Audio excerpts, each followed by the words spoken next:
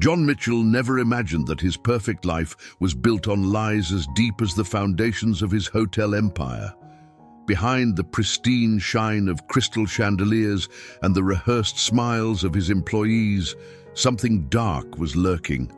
Determined to find out why his prestigious hotel was on the brink of collapse, John assumed a simple identity, donned a waiter's uniform, and stepped into a world he never thought he'd know. What he uncovered there, among hushed whispers and tired eyes, was a devastating truth that threatened not only his legacy, but his very life. With each discovery, the weight of betrayal grows heavier, and the time to save the hotel and himself is running out. But there are secrets that once revealed cannot be buried again, and John is about to find out that the price of the truth may be higher than he ever imagined. John Mitchell stood by the staff entrance of the Mitchell Plaza Hotel in downtown New York City, adjusting the sleeves of the ill-fitting waiter uniform he had borrowed for his month-long undercover mission. As the heir to a multi-million-dollar hotel chain, John had always been on the other side, attending luxury events, overseeing expansions, and signing off on business decisions from the comfort of an office miles away from his properties. But now, as John Matthews, an unassuming new hire, he would finally understand what had gone so wrong in his empire. The decision to work undercover wasn't made lightly. The hotel chain, which John had inherited from his late father, was facing a crisis. Profits were declining, customer reviews were at an all-time low, and internal reports hinted at severe management issues. Mr. Rodriguez, the general manager, had provided excuses, attributing the problems to external factors like economic downturns and shifting guest expectations. But John suspected that something deeper was going on. He had to see it for himself. He inhaled deeply, already feeling the weight of his decision pressing down on him. It was strange to walk through the back doors of his own hotel, stepping into the world that existed behind the scenes. The staff rooms were cramped, dimly lit, and smelled faintly of old coffee, a far cry from the luxurious front lobby that greeted the hotel's guests. John's first day as a waiter began without fanfare. The head of personnel, Sophie, barely looked at him when she handed him his work schedule. "You'll be in the lobby bar during the evening shifts," she said curtly. "Mr. Rodriguez likes things done a certain way. Stick to the routine, don't step out of line, and you'll be fine." Her words, cold and impersonal, lingered with him as he entered the bar area. The staff moved around with a mechanical efficiency, their faces set in expressions of exhaustion. John noticed how quickly they completed their tasks, yet none of them seemed happy. The atmosphere was tense, almost oppressive. It was clear that these employees were under pressure, but the source of their stress wasn't immediately obvious.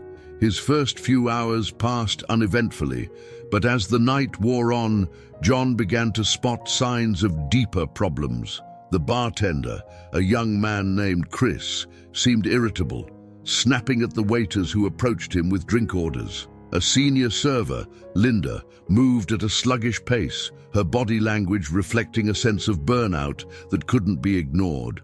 Guests waited longer than they should have for their orders, and John could overhear some of their complaints. "That's the third time this week someone sent back a drink," Chris muttered, his frustration barely concealed. "Rodriguez keeps cutting back on supplies. We're making cocktails with cheap substitutes. It's no wonder the guests aren't happy."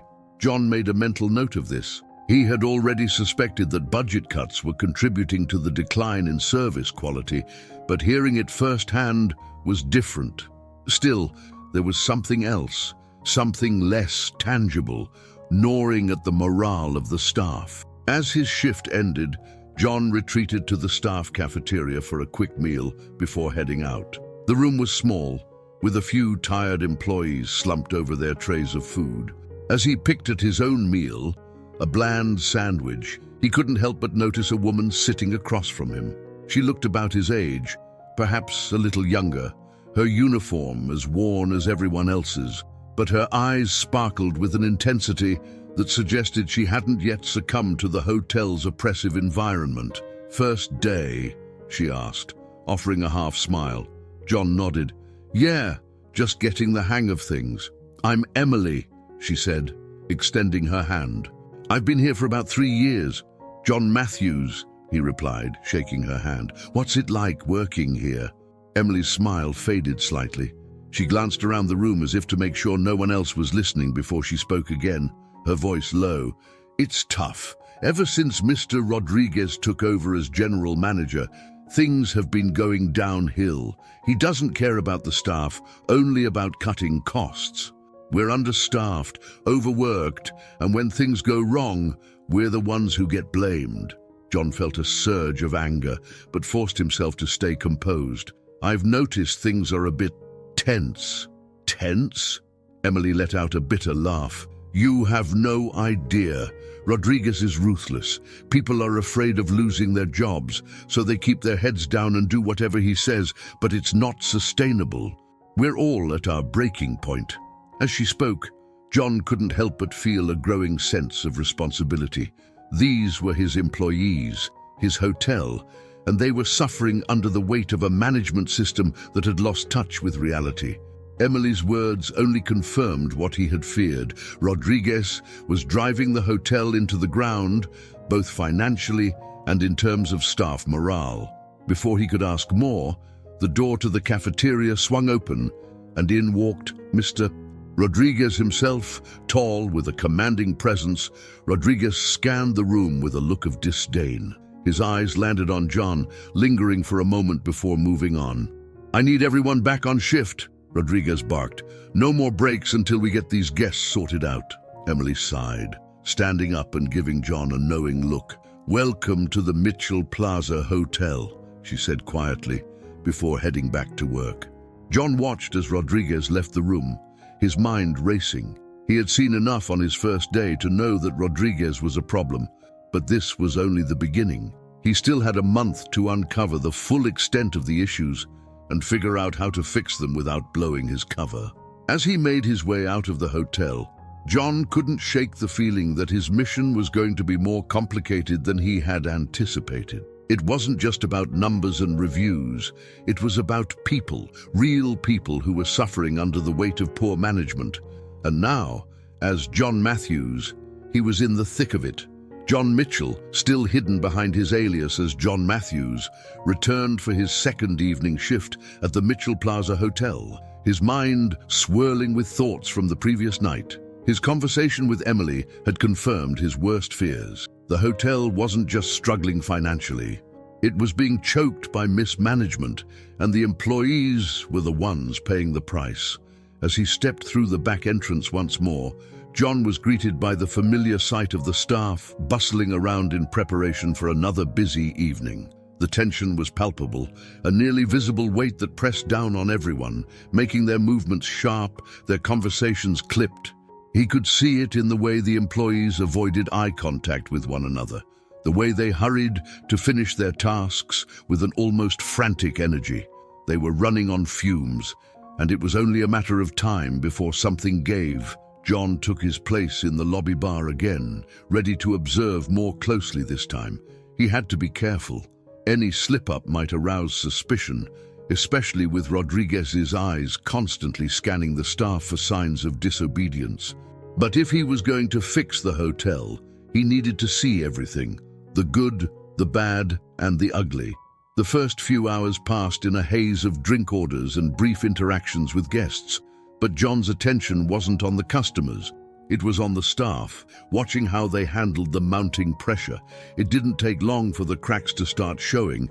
A young woman, Claire, who worked as a receptionist at the front desk, caught his attention.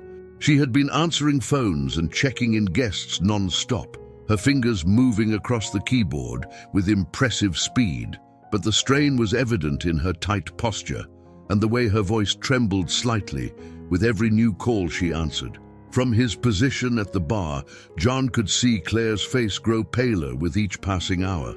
The line of guests at the reception desk only seemed to get longer, and the phones wouldn't stop ringing. Finally, in a moment of weakness, she let out a frustrated sigh, rubbing her temples as if trying to ward off an oncoming headache. That was when Rodriguez appeared. "Claire!" he barked, his voice carrying across the lobby like a crack of thunder. The entire room seemed to freeze as he marched toward the front desk, his face twisted into a scowl. "What do you think you're doing?" Claire jumped, clearly startled. I'm just trying to keep up with the calls and the check-ins. It's a little overwhelming with only two of us at the desk tonight." Rodriguez's eyes narrowed. Overwhelming. His tone dripped with condescension. "Maybe if you focused more on your job and less on complaining, you wouldn't be falling behind." John watched as Claire's face crumpled, her eyes darting toward the guests who were watching the interaction unfold with awkward curiosity. "I wasn't complaining, mister."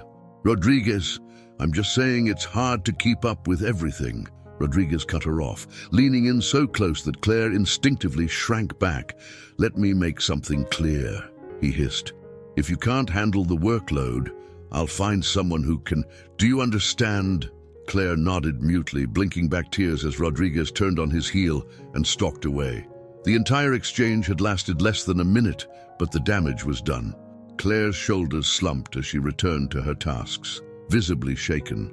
John's blood boiled. This was exactly what Emily had warned him about. Rodriguez didn't just run the hotel poorly, he ruled through intimidation and fear, treating the staff like disposable tools rather than people. John clenched his fists under the bar, struggling to maintain his composure. If he stepped in now, he would blow his cover. But every instinct screamed at him to do something, anything, to stop Rodriguez from bullying his employees. For now, all he could do was watch and wait. Later that evening, during a lull in the bar, John slipped away to the staff cafeteria again, hoping to find Emily. He needed more information, and Emily seemed like the kind of person who paid attention to what was happening behind the scenes. Sure enough, she was there, sitting alone at a small table with a half-eaten sandwich in front of her. John sat down across from her, and she glanced up, offering a tired smile. "Rough night?" she asked, though it sounded more like a statement than a question. "You could say that," John replied, glancing around to make sure no one was within earshot. "I saw what happened with Claire earlier. Rodriguez was out of line." Emily scoffed. "Rodriguez is always out of line. That's just how he operates. Keeps everyone on edge, makes sure no one feels secure in their job." John leaned in, lowering his voice. "How long has it been like this?" Emily sighed, pushing her sandwich aside. "It started a few months after he took over. At first, it was just little things, cutting shifts, trimming the budget for supplies, but then he started getting more aggressive. People who complained or couldn't keep up were fired or transferred to worse positions. Now, most of us are too scared to say anything. We just do our jobs and hope we don't get on his bad side." John felt a knot form in his stomach. This was worse than he had imagined. Rodriguez wasn't just mismanaging the hotel, he was creating a toxic environment that was eating away at the staff's morale.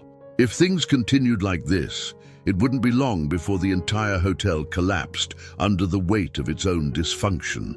"I've heard some people talking about quitting," Emily continued, her voice softening.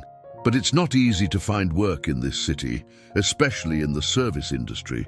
Most of us are stuck here, just trying to survive." John frowned, his mind racing.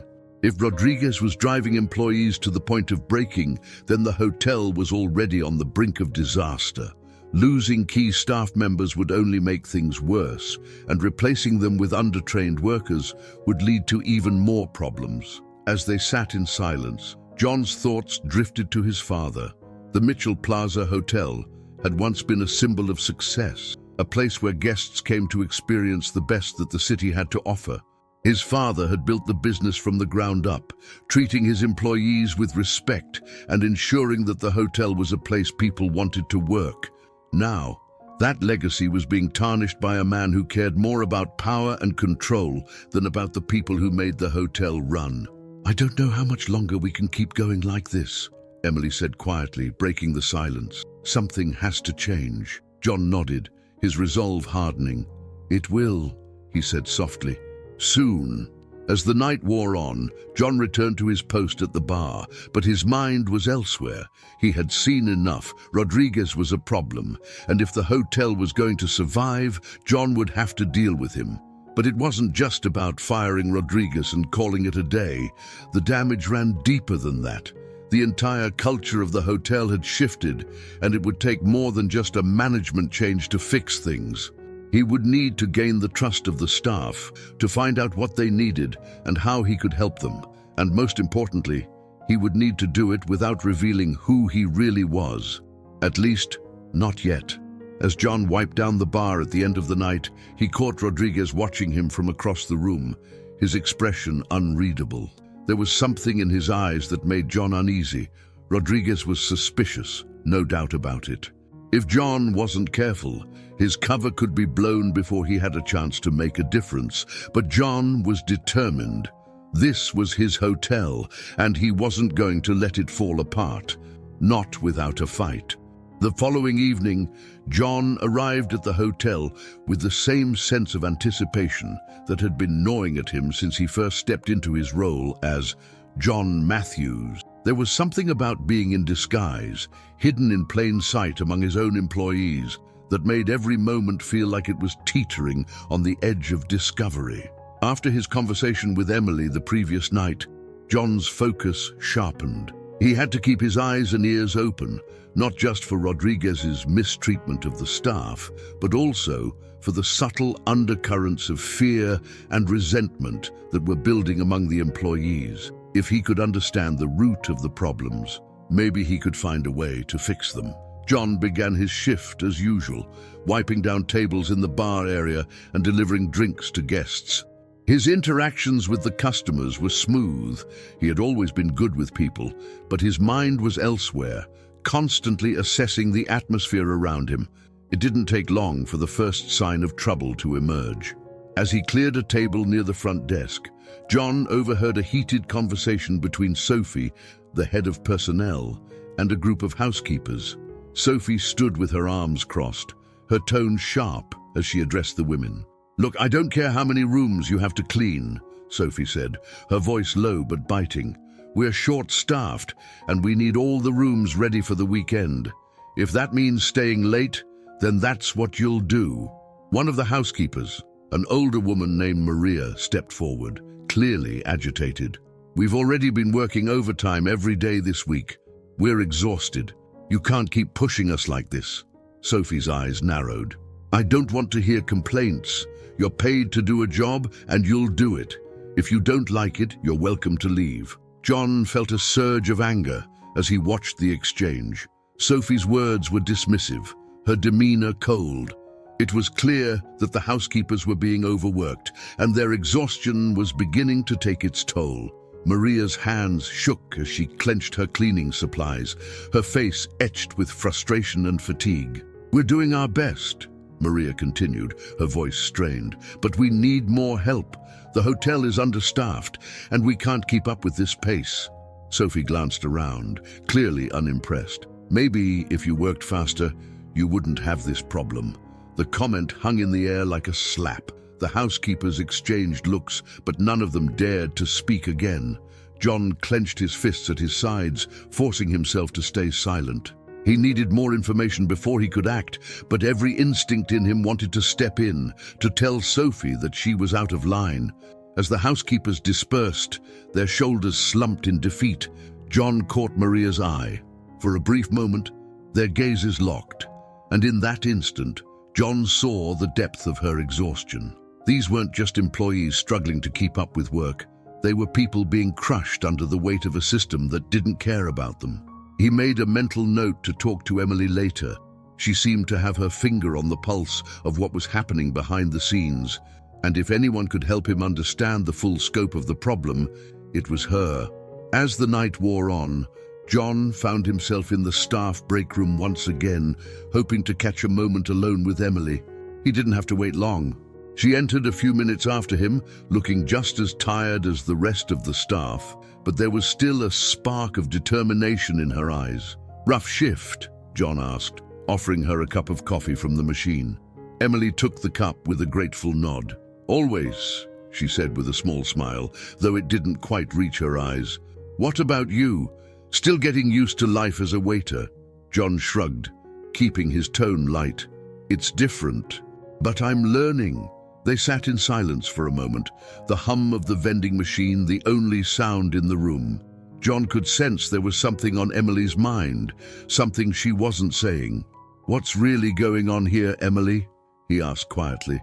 "It's more than just long shifts and budget cuts, isn't it?" Emily hesitated, staring into her cup of coffee as if searching for the right words. When she finally spoke, her voice was low, almost conspiratorial. "It's Rodriguez. He's more than just a bad boss. He's dangerous. He's been pushing people to their limits for months, cutting staff, reducing pay, and threatening anyone who complains." John leaned forward, his attention focused. "What do you mean by dangerous?" Emily glanced around the room, as if making sure they weren't being overheard. "I've seen people fired for the smallest things. He's created a culture of fear. People are scared to speak up because they know Rodriguez will find a way to get rid of them if they do. And it's not just him. Sophie is in on it too. She's his right hand, always covering for him, making sure no one steps out of line." John frowned, digesting the information. This was worse than he had imagined.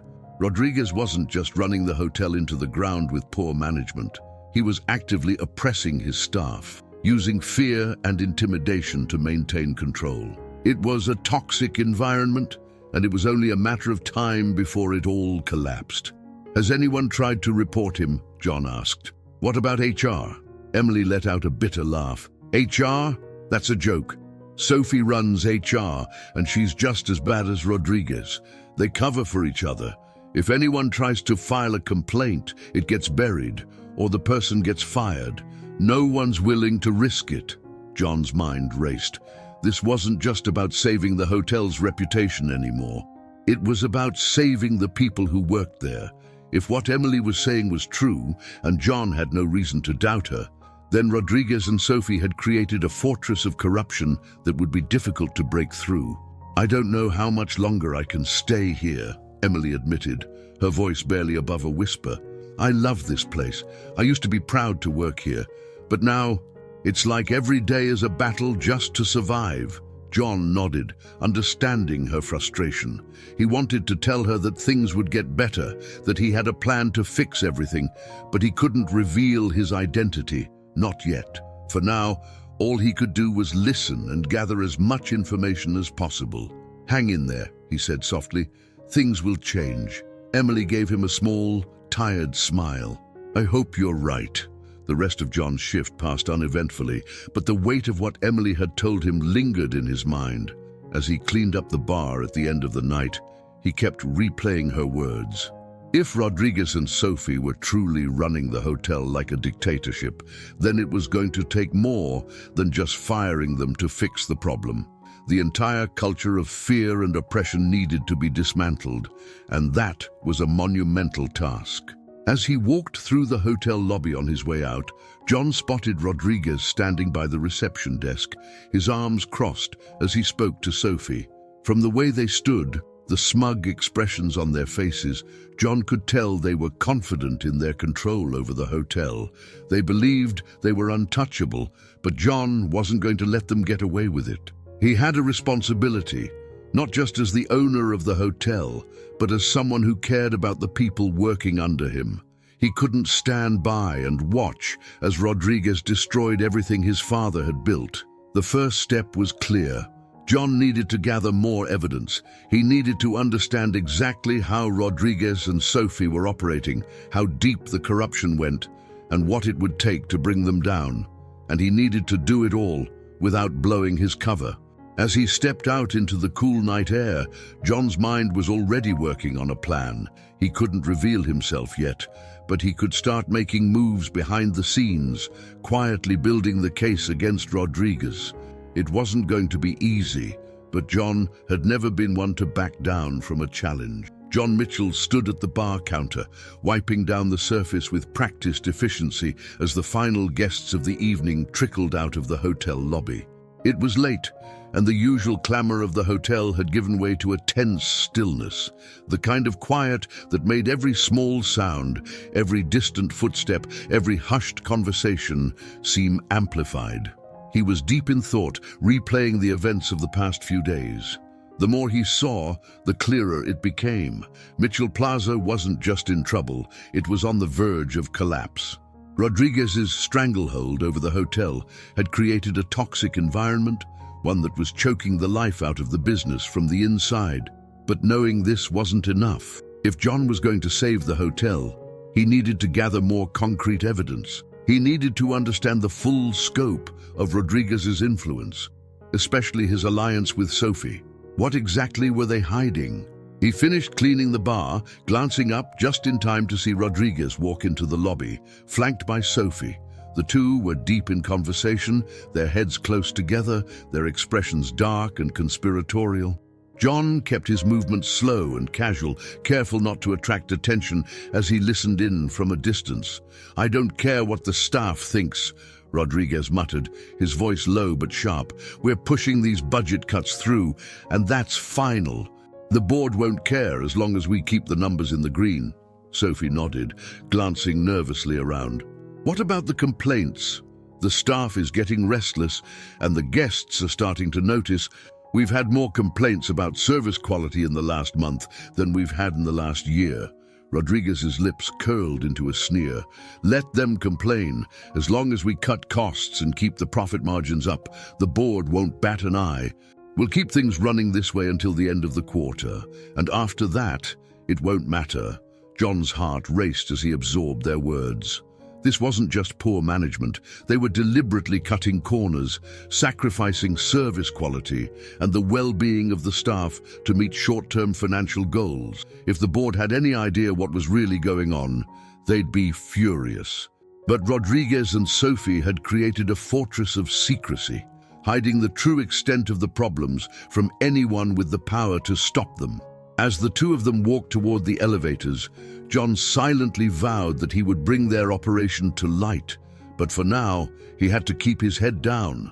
Rodriguez's suspicions were already growing, and one wrong move could blow his cover before he had enough evidence to act. The next morning, John arrived early for his shift, deciding to spend some time observing the hotel's operations from behind the scenes. He had learned a lot from talking to Emily, but there were still gaps in his understanding of how the staff functioned under Rodriguez's oppressive regime.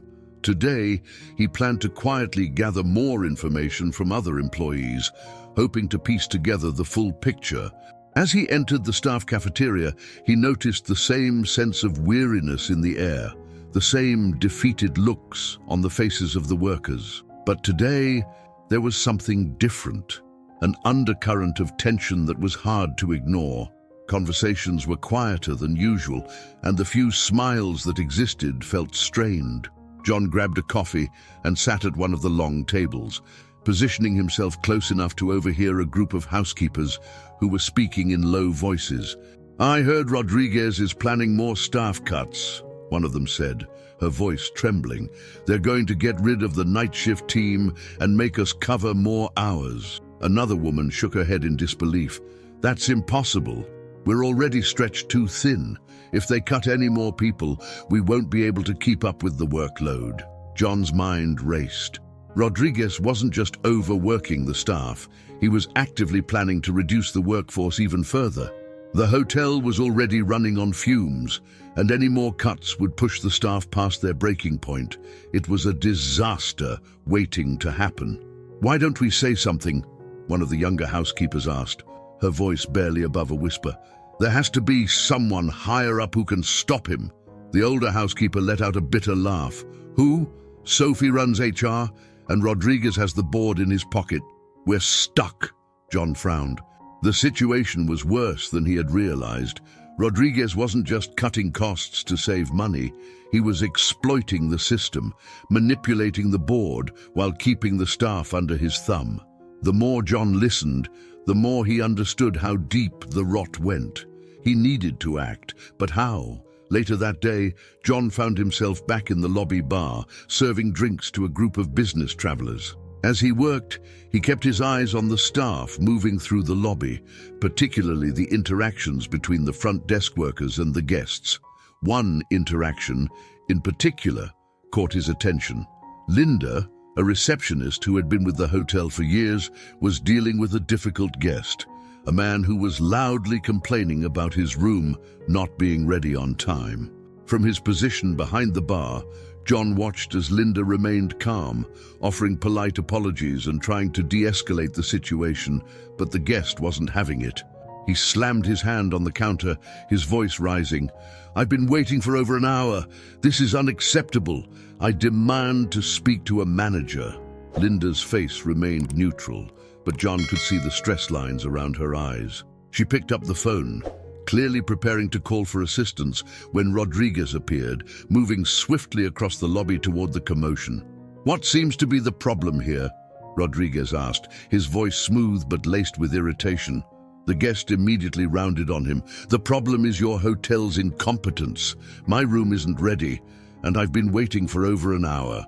This is supposed to be a 5-star establishment, but it's a joke." Rodriguez didn't even glance at Linda as he addressed the guest. "I apologize for the inconvenience. I'll personally see to it that your room is ready in the next few minutes." He then turned to Linda, his face hard. "Make sure this guest is upgraded to a suite and hurry up." Linda hesitated for a fraction of a second before nodding, her face paling as she rushed to comply. John watched as Rodriguez continued to smooth things over with the guest. His charm turned up to full volume, but there was something chilling about the way he handled the situation. It wasn't about solving the problem, but about maintaining control.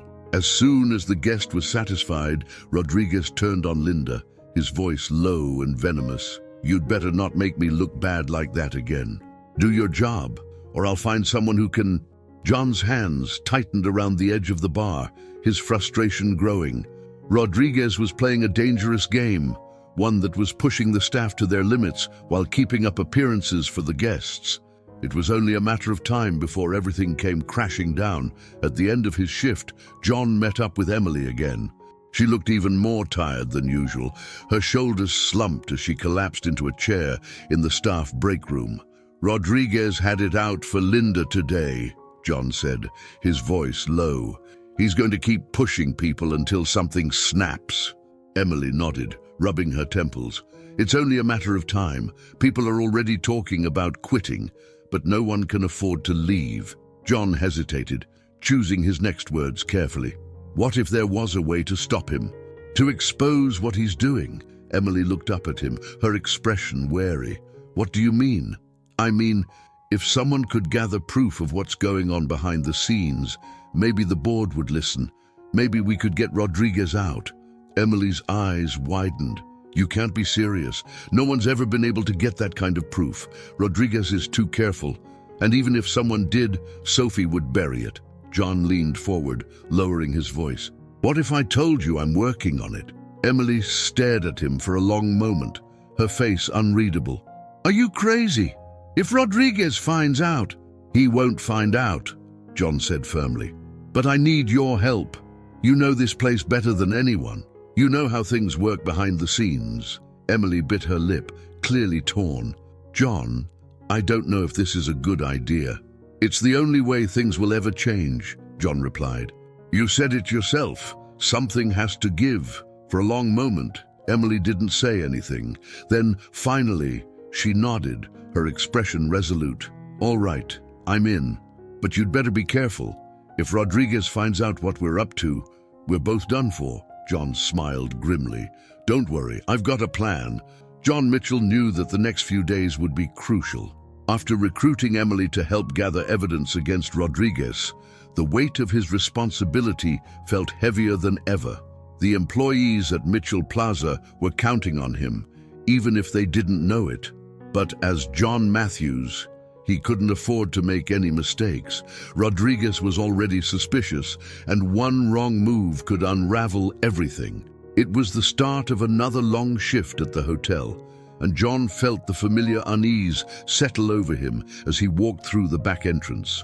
The dimly lit hallway leading to the staff rooms felt like the calm before a storm.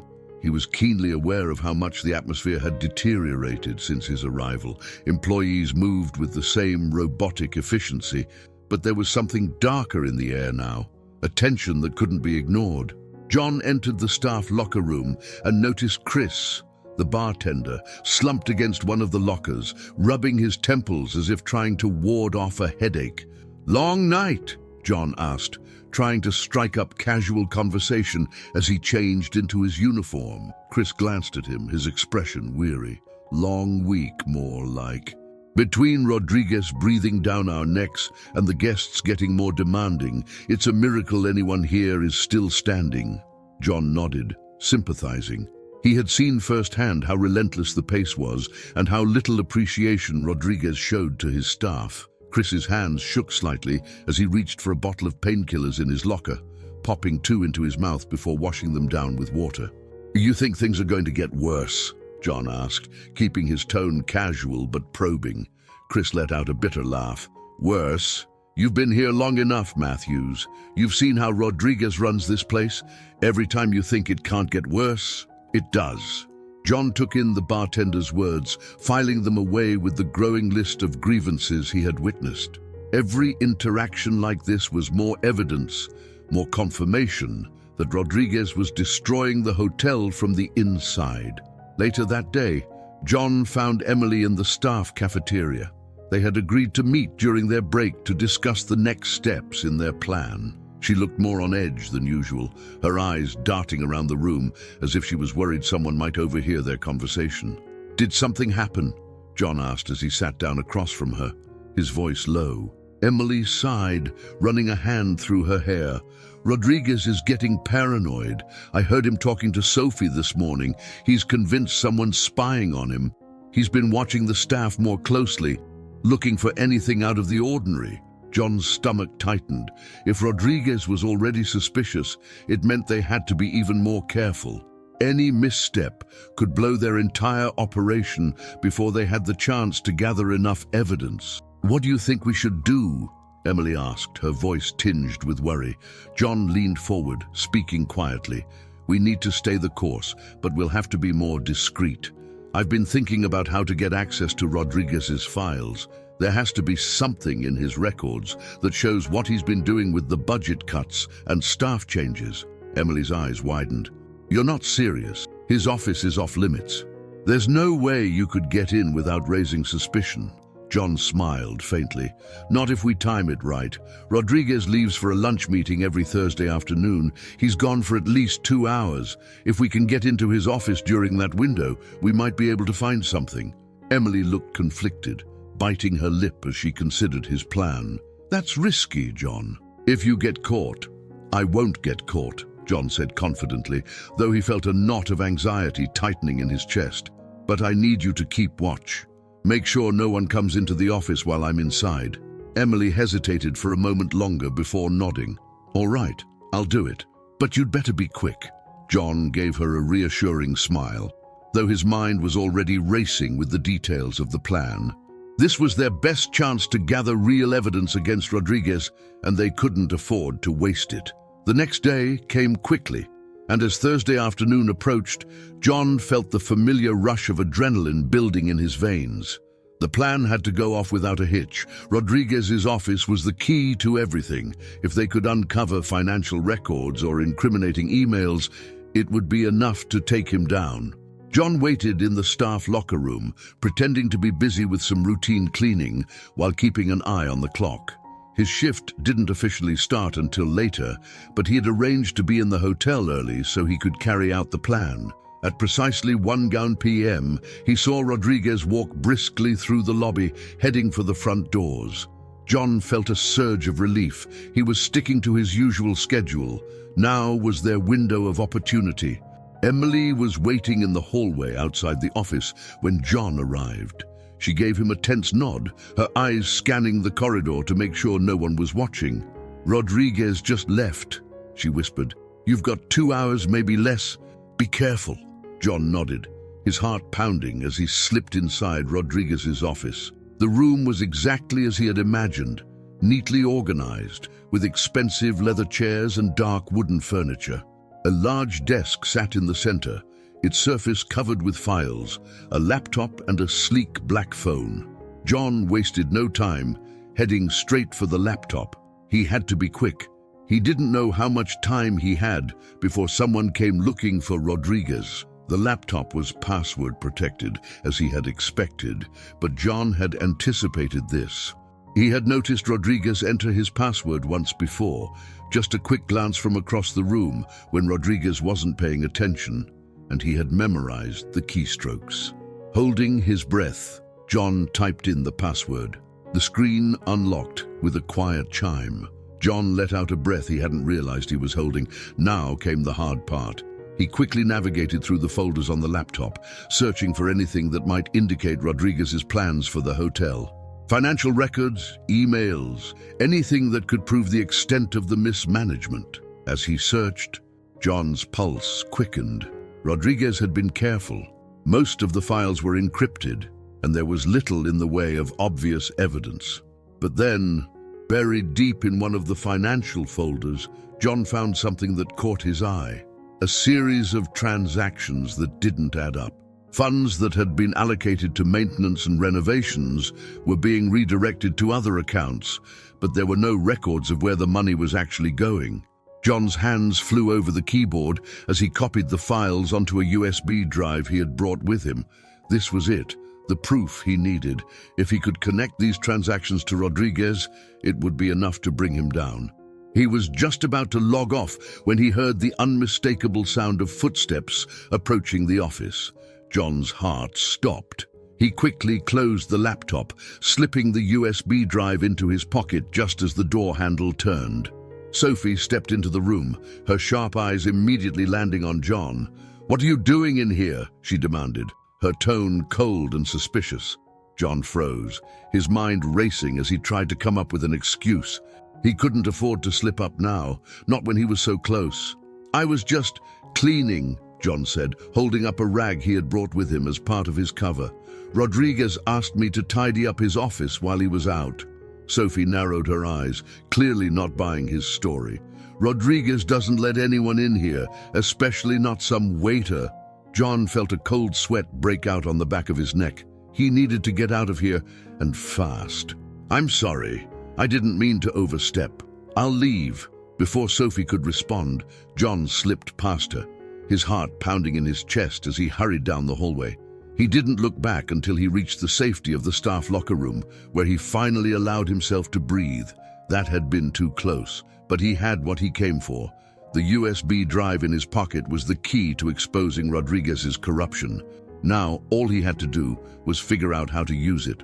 The adrenaline from John's close call with Sophie had yet to wear off by the time he clocked in for his next shift at Mitchell Plaza Hotel. The weight of the USB drive in his pocket felt heavier than ever, a constant reminder that he was playing a dangerous game. He had what he needed, evidence of Rodriguez's mismanagement and corruption, financial transactions that didn't add up, records that showed money being funneled into questionable accounts. But now came the hard part, figuring out how to use the information without tipping off Rodriguez or Sophie. They were both suspicious, and any misstep could end the whole operation. As John walked through the bustling lobby, he kept his head down, trying to blend in as he always did, but he couldn't shake the feeling that Sophie's eyes were on him. He could still picture her cold expression from the day before, the way she had looked at him as if she knew he didn't belong in Rodriguez's office. He had to be careful. He couldn't afford to make any more mistakes. Later that evening, John found a quiet corner in the staff cafeteria and slipped his phone from his pocket. He had already transferred the files from the USB drive to his phone, and now he was scrolling through the documents, his mind racing as he tried to piece together Rodriguez's scheme. The financial transactions were complex, but it was clear that Rodriguez had been diverting funds meant for hotel maintenance and renovations into a series of private accounts. The money wasn't being used for the hotel at all. It was disappearing into Rodriguez's pockets, while the staff and the hotel itself suffered.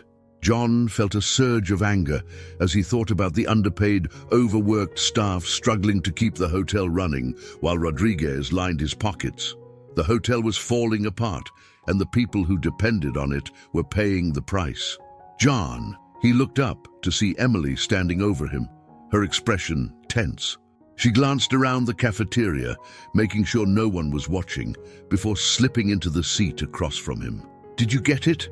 she asked, her voice barely above a whisper. John nodded, pulling the phone closer so she could see the screen. "I've got everything. Financial records, transactions that don't make sense. Rodriguez has been stealing from the hotel for months. Maybe longer." Emily's eyes widened as she stared at the documents. "This is it," she whispered. "This is enough to take him down." John nodded, feeling a strange mix of relief and anxiety. They had the evidence, but now came the hard part, figuring out what to do with it. "We need to be smart about this," John said quietly. "We can't just go to HR. Sophie's got that department locked down, and Rodriguez will cover it up before anyone has a chance to look at it." Emily bit her lip, her mind clearly racing. "What about the board? Could we get this to them?" John hesitated. The board was an option, but it wasn't without risk. If Rodriguez found out they were going to the board, he'd destroy the evidence before they even had a chance to present it. "We could," John said slowly, "but we need to be careful. If Rodriguez gets wind of this before we can get it to the right people, it's over." Emily nodded, her expression grim. "So, what's the plan?" John stared at the phone, the weight of the decision pressing down on him. He needed time to think, to plan their next move. But time wasn't a luxury they had. Rodriguez was growing more paranoid by the day, and Sophie was already suspicious. "We'll have to find a way to get this to the board without going through the usual channels," John said finally. "Maybe we can get a meeting with someone high up, someone who isn't under Rodriguez's thumb." Emily frowned. "Do you know anyone like that?" John hesitated, his mind racing. He did know someone. One of the board members, Richard Collins, had been close to his father and had always been a trusted advisor. Richard had distanced himself from the day-to-day operations of the hotel in recent years, but if anyone would listen to John's concerns, it would be him. "I might," John said slowly, "but it's a long shot. I'll need to be careful about how I approach him." Emily nodded, her expression serious. "We don't have a lot of time, John. Rodriguez is getting paranoid. If he finds out what we're doing..." John met her gaze, feeling the weight of her words. She was right. Time was running out. The next day, John's shift passed in a blur. He went through the motions, serving drinks at the bar, clearing tables, nodding politely to guests, but his mind was elsewhere. He couldn't stop thinking about the files on his phone, about the risk they were taking by keeping the evidence hidden for so long. By the time his shift ended, John had made up his mind. He needed to act, and he needed to act soon. But before he could take the next step, he had to find a way to meet with Richard Collins. The opportunity came sooner than expected. A few days later, John overheard a conversation between two guests in the lobby. They were discussing an upcoming board meeting scheduled to take place at the hotel that weekend. John's heart raced. Richard Collins would almost certainly be there. He couldn't believe his luck. This was his chance to present the evidence directly to Richard, without going through any of the usual channels. But he had to be careful. Rodriguez would be at the meeting too, and any sign that John was up to something could ruin everything. John spent the rest of the week preparing, running over the plan in his head. He couldn't afford any mistakes. He needed to find a moment alone with Richard, a brief window where he could explain everything and hand over the evidence. The day of the board meeting arrived, and the hotel was buzzing with activity. High-profile executives and board members filled the lobby, their presence sending a ripple of excitement through the staff. Rodriguez was in rare form, strutting through the lobby with an air of confidence, as if he owned the place. John stayed in the background, keeping a low profile as he went about his usual tasks. He spotted Richard Collins in the crowd, talking to a few other board members near the front desk. John's heart pounded in his chest. This was his chance. But before he could make his move, Rodriguez walked into the room, his eyes scanning the crowd. For a moment, their gazes locked, and John felt a chill run down his spine. Rodriguez's eyes narrowed slightly, suspicion flickering in his expression. John quickly looked away, busying himself with wiping down a table. He couldn't afford to draw any attention to himself now, not when he was so close.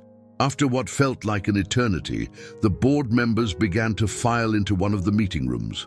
John watched as Richard Collins followed the others inside, his mind racing.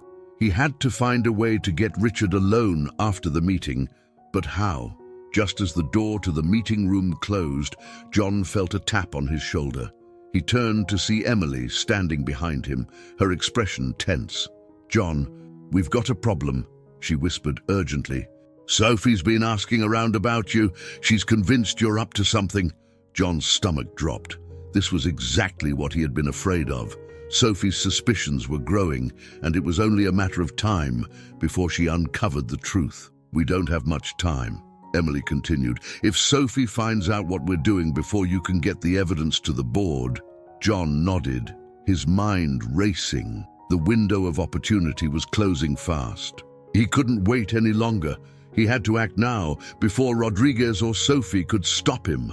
"I'm going to find a way to get Richard alone after the meeting," John said quietly. "Once I get the evidence to him, it's over for Rodriguez."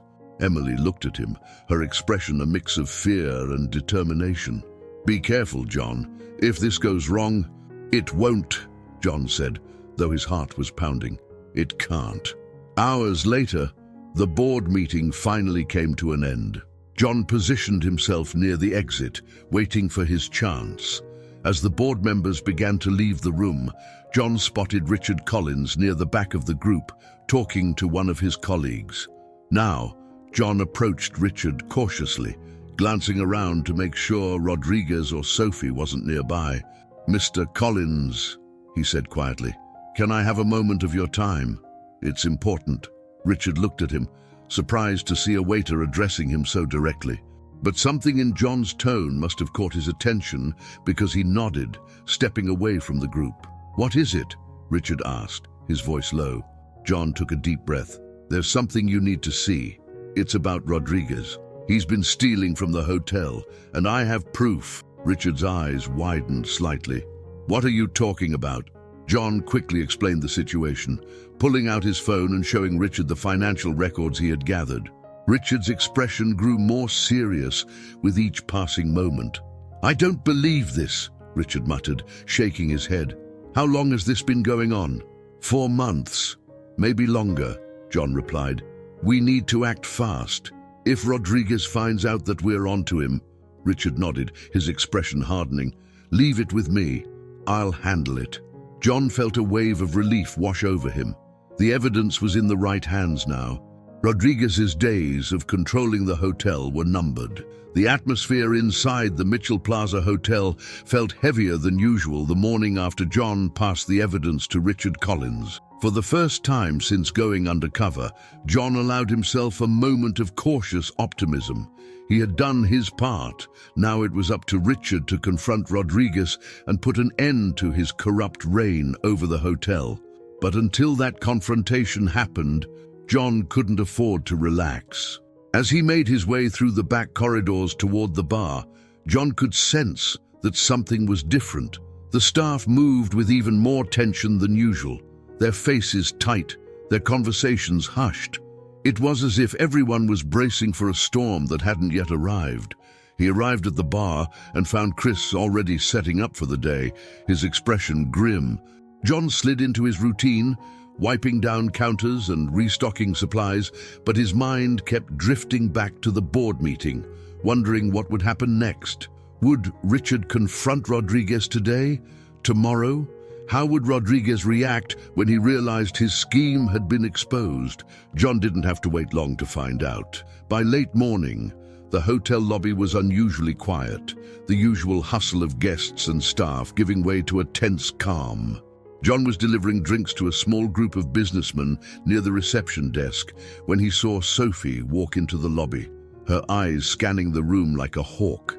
She moved with purpose, her heels clicking against the polished floor, and John's heart sank as she approached the front desk. Linda, the receptionist who had been scolded by Rodriguez days earlier, was busy helping a guest check in when Sophie's voice sliced through the air. "Linda," Sophie said sharply. "I need to speak with you." Linda looked up, startled. "Can it wait, Sophie? I'm in the middle of—" "Now," Sophie interrupted, her voice cold and firm. Linda hesitated for a moment before excusing herself from the guest and following Sophie toward the staff office behind the reception area. John watched them go, a sense of dread creeping up his spine. He didn't know what Sophie wanted, but her tone didn't bode well for anyone. John continued his work, but he couldn't shake the feeling that something was wrong. Sophie had been watching the staff closely for the past few days, her suspicion of John growing ever since she had found him in Rodriguez's office. Now, it seemed, she was taking more aggressive action. A few minutes later, Linda emerged from the office, her face pale and her hands trembling. She walked back to the front desk with slow, shaky steps, her eyes wide with shock. John could tell something bad had happened, and his heart sank as he approached her. "Linda," he said quietly, "what happened?" Linda glanced around the lobby, her voice barely a whisper. "She fired me." John's stomach dropped. "What? Why?" Linda shook her head, her voice trembling. "She said I wasn't keeping up with my duties, that I wasn't meeting the hotel's standards. But it's not true. I've been working harder than ever." John clenched his fists, struggling to control the anger rising in his chest. This was Rodriguez's doing. He was tightening his grip on the hotel, getting rid of anyone he saw as a threat to his control. And Sophie was helping him do it. "I'm sorry, Linda," John said quietly, feeling a deep sense of guilt. He had hoped that things would change once he passed the evidence to Richard, but it seemed that Rodriguez was still holding on to power with an iron fist. Linda nodded, tears welling up in her eyes. "I don't know what I'm going to do. I've worked here for years. This place was like a second home to me." John swallowed hard, feeling a knot form in his throat. "It's not right. None of this is right." Linda wiped her eyes, trying to maintain her composure. "Be careful, John. Sophie's been watching everyone closely. She's looking for any reason to fire people. Don't give her an excuse." John nodded, his mind racing. Sophie was tightening the noose around the staff, and if he wasn't careful, he would be next. As the day wore on, the tension in the hotel only seemed to grow.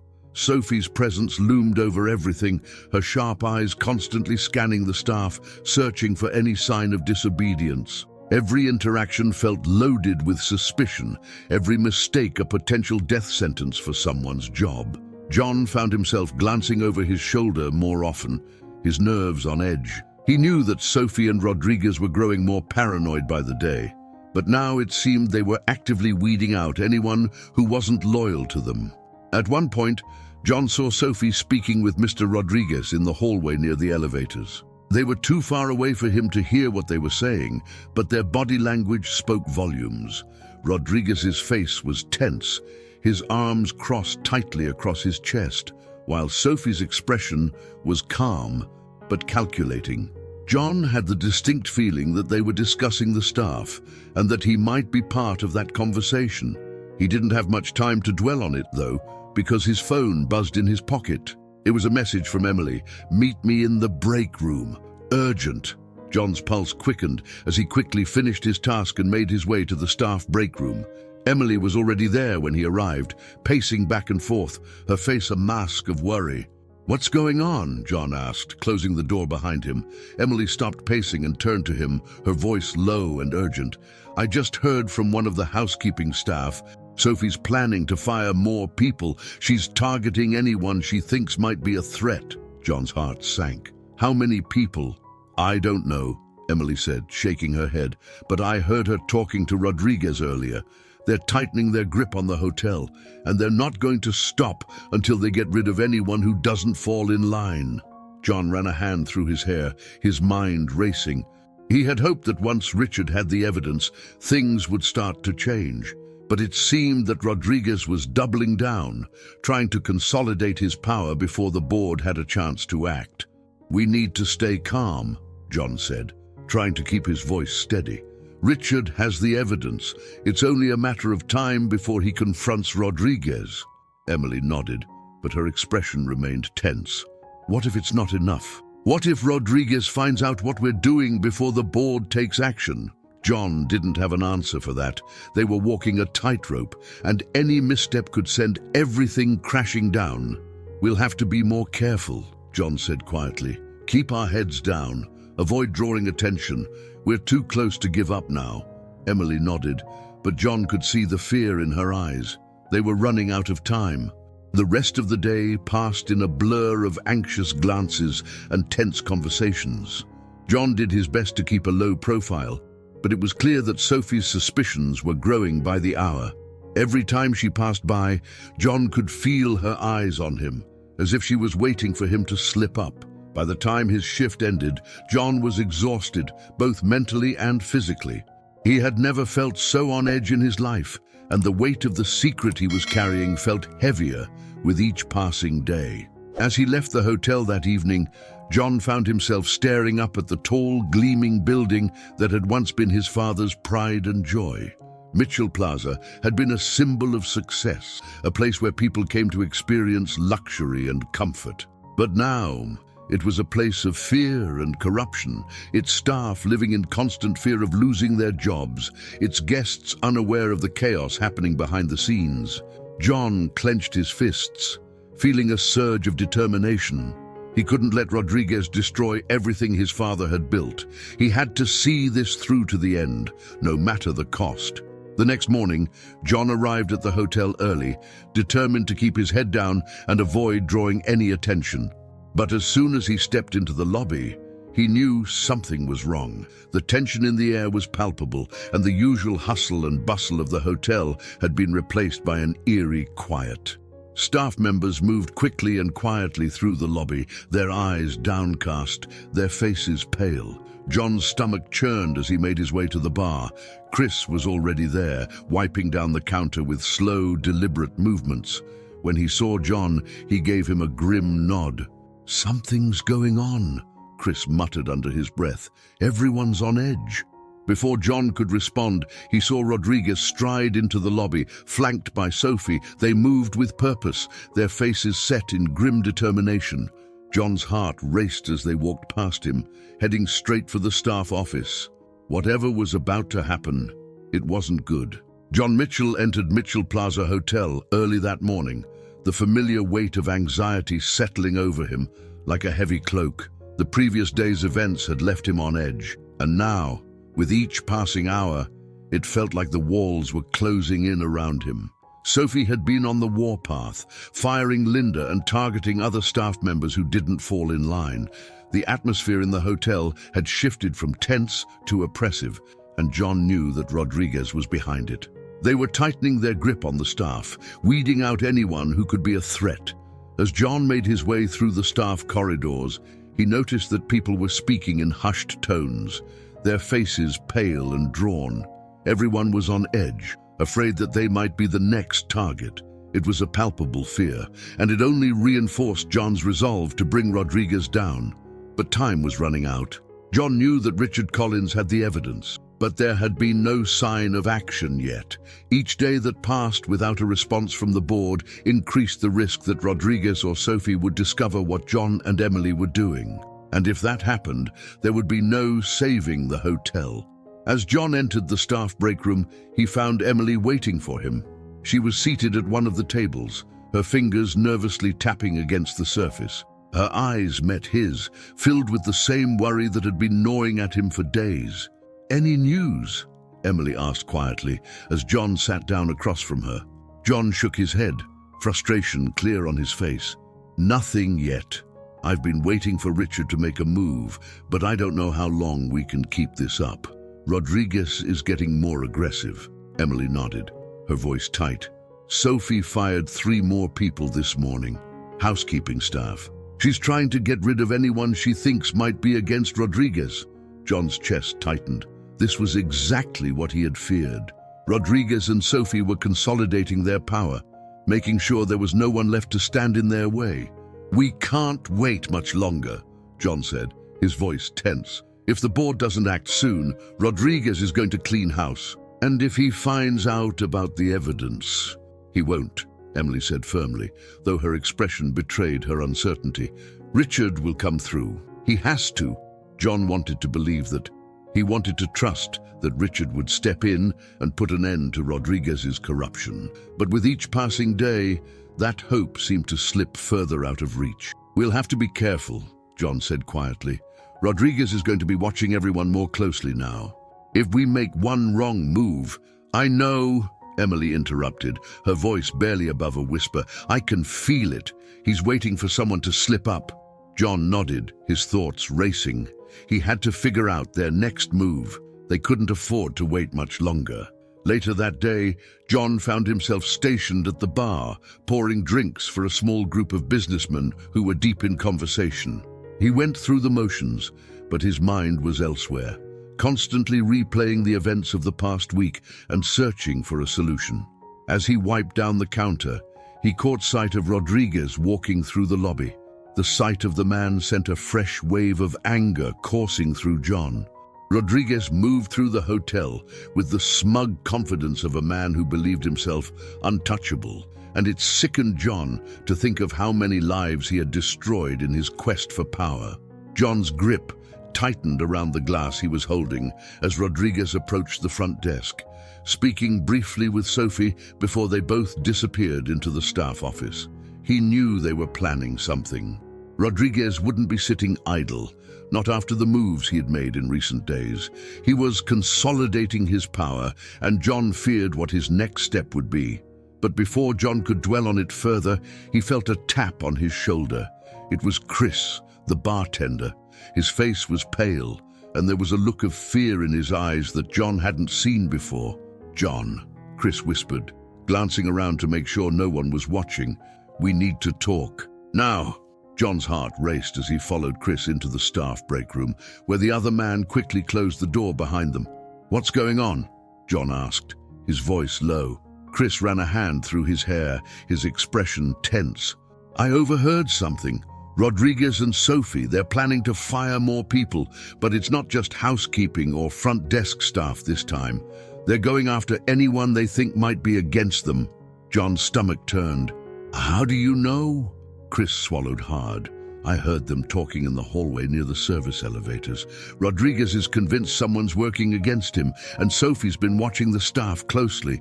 She thinks someone's been snooping around his office." John's blood ran cold. This was worse than he had imagined. If Sophie had any inkling of what he and Emily were doing, they were in serious danger. "Did they say anything specific?" John asked, trying to keep his voice steady. Chris nodded, his hands shaking slightly. "They mentioned you, John. Sophie's been suspicious of you ever since she caught you near Rodriguez's office." John's heart pounded in his chest. Sophie was onto him. "I don't know what they're planning," Chris continued, his voice urgent, "but you need to be careful. If Rodriguez finds out what you're up to—" John nodded, his mind racing. He had to act fast. If Rodriguez and Sophie were targeting him, he couldn't afford to wait for Richard to make a move. He had to figure out a way to get the evidence to the rest of the board before it was too late. That evening, after his shift had ended, John met up with Emily again in the staff break room. She could tell immediately that something was wrong. "What happened?" she asked, her voice filled with concern. John quickly explained what Chris had told him, his voice low and tense. Emily's expression grew more serious with each word.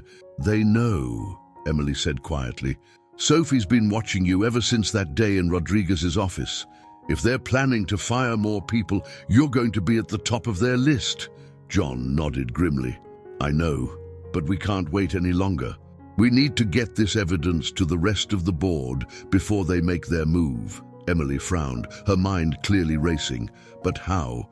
We can't just walk into a board meeting. And if Rodriguez finds out—" "He won't find out," John said firmly. "We'll be careful. I'll figure out a way to get the evidence into the right hands." Emily bit her lip, clearly torn. "This is risky, John. If you get caught—" "I won't," John said, though his heart pounded with the weight of the risk. "But we don't have a choice. Rodriguez is closing in, and if we don't act now, it'll be too late." Emily nodded, though her expression was filled with worry. "Just be careful, okay?" John gave her a reassuring smile, though the knot of anxiety in his chest hadn't lessened.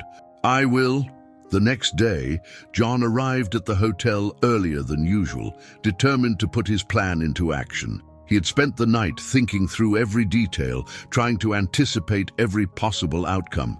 The board needed to see the evidence, but he couldn't risk going through any official channel. He had to find a way to bypass Rodriguez and Sophie entirely. As John walked through the lobby, he noticed that the tension among the staff had reached a fever pitch. People moved quickly, avoiding eye contact, their faces pale with fear. Sophie had been more aggressive than ever, watching the staff like a hawk, and everyone knew that another round of firings could happen at any moment. John's heart raced as he approached the elevators. His plan was simple: find a way to get the evidence directly to Richard Collins without alerting anyone else. It was risky, but it was their only chance. Just as the elevator doors opened, John felt a hand on his shoulder. He turned to see Sophie standing behind him, her expression cold and unreadable. "Mr. Matthews," she said, her voice clipped. "A word, if you don't mind." John's pulse quickened as he followed Sophie into the staff office. The air in the room felt thick with tension, and John had to force himself to keep his breathing steady. Sophie gestured for him to sit, her sharp eyes never leaving his face.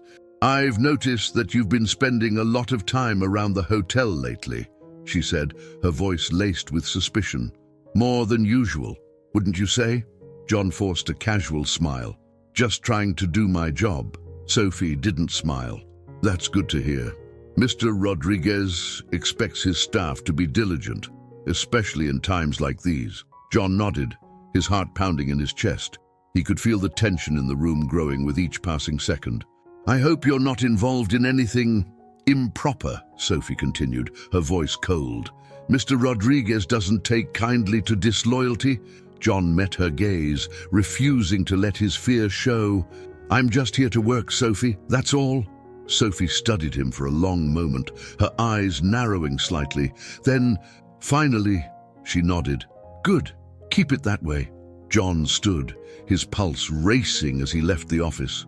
The warning was clear: Sophie was watching him closely, and any wrong move could cost him everything. But despite the threat, John's resolve only hardened. He couldn't afford to back down now. He had to get the evidence to Richard, and fast. The next few days at Mitchell Plaza Hotel were a blur of tension and paranoia. The atmosphere felt suffocating, as if the entire staff were holding their breath, waiting for the hammer to fall. Sophie's suspicions hadn't let up, and John could feel her eyes on him constantly. Every move he made was under scrutiny, and it was only a matter of time before Rodriguez made his next play. But John didn't have time to wait. He needed to act before Sophie or Rodriguez could stop him. The warning Chris had given him was still fresh in his mind. Rodriguez was convinced someone was working against him, and John knew he was running out of time before his cover was blown. It was late in the afternoon, and the hotel was quieter than usual. John stood behind the bar, mechanically wiping down glasses as his mind raced. He had been planning this moment for days, ever since his tense encounter with Sophie in the staff office. He couldn't afford to wait for Richard Collins to take action. He had to be the one to deliver the evidence directly to the board.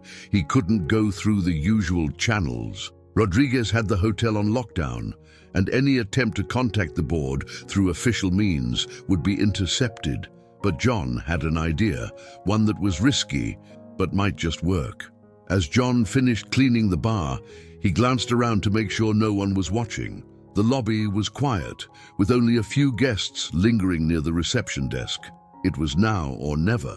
John made his way to the back of the hotel, slipping through the employee corridors until he reached the service elevators. He had spent enough time working at the hotel to know its layout inside and out, and that knowledge was about to come in handy. He pressed the button for the top floor, where the board's private offices were located. It was a restricted area, off-limits to most employees. But John had no intention of going through the front door. The elevator doors opened, and John stepped out into a quiet hallway. He moved quickly, keeping his head down as he passed the empty offices. His destination was at the far end of the hall, the private office of Richard Collins, the board member he had trusted with the evidence. John reached the door and hesitated, his heart pounding in his chest. He couldn't afford to knock. If anyone saw him here, it would raise questions he couldn't answer.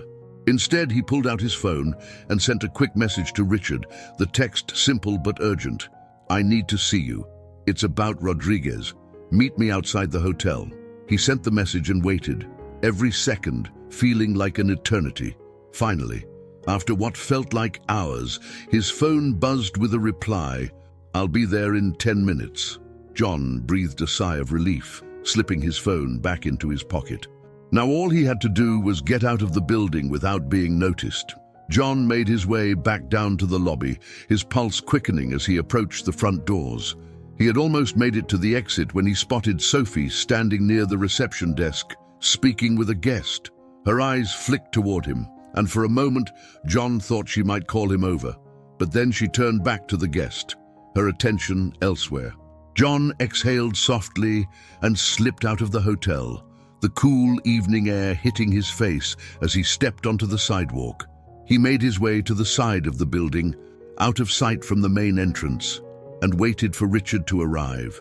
The minutes ticked by slowly, and John's nerves were on edge. Every sound, the hum of passing cars, the distant chatter of pedestrians felt magnified, as if the entire world was holding its breath alongside him. He kept glancing back toward the hotel, half expecting to see Rodriguez or Sophie storming out to confront him. But finally, after what felt like hours, a sleek black car pulled up to the curb. The window rolled down, and John saw Richard Collins in the driver's seat, his expression serious. John quickly walked over and opened the passenger door, sliding into the car. "Thanks for coming," John said, his voice low. Richard glanced at him, his face tight with concern. "What's going on? You said it's about Rodriguez." John nodded, pulling out his phone. "I have proof, financial records, transactions that don't add up. Rodriguez has been stealing from the hotel, redirecting funds into private accounts, and he's been using Sophie to cover it up." Richard's eyes widened as John showed him the evidence. "How long has this been going on?" "For months," John said, his voice tense. "Maybe longer. He's been cutting corners, firing staff, and manipulating the board. The hotel's falling apart, and he's pocketing the money." Richard stared at the screen for a long moment, his jaw clenched. "I knew something was wrong. I've heard complaints from some of the staff, but I didn't realize it was this bad." John nodded, feeling a surge of relief that Richard was finally seeing the full scope of the problem. "We need to act fast. Rodriguez is already getting suspicious, and if he finds out that we're onto him..." Richard looked at him sharply. "He won't. I'll call an emergency board meeting tomorrow. We'll confront Rodriguez with the evidence, and he won't have a leg to stand on." John felt a wave of relief wash over him. This was it. After weeks of living in fear, of watching Rodriguez destroy everything his father had built, they were finally going to take him down. But the relief was short-lived. Just as Richard was about to speak again, John's phone buzzed in his pocket. He pulled it out, his heart sinking as he saw a message from Emily. "Rodriguez is looking for you. Sophie thinks you're hiding something." John's blood ran cold. He knew what that meant. Rodriguez and Sophie were closing in on him. He didn't have much time. "Richard," John said quickly, "I have to go. If Rodriguez finds me before the board can act..." Richard nodded, his expression grim. "Go. I'll take care of things from here." John nodded, slipping out of the car and making his way back toward the hotel. His mind raced as he walked, trying to figure out his next move. He couldn't afford to stay at the hotel any longer. It was only a matter of time before Rodriguez or Sophie found him, but he couldn't leave either. He had to stay close, had to make sure that the board followed through on their promise to confront Rodriguez. Everything depended on it. The next morning, John arrived at the hotel with a knot of anxiety tightening in his stomach. He knew the board was meeting today, and Richard had promised to present the evidence. But until that meeting happened, John was still in danger.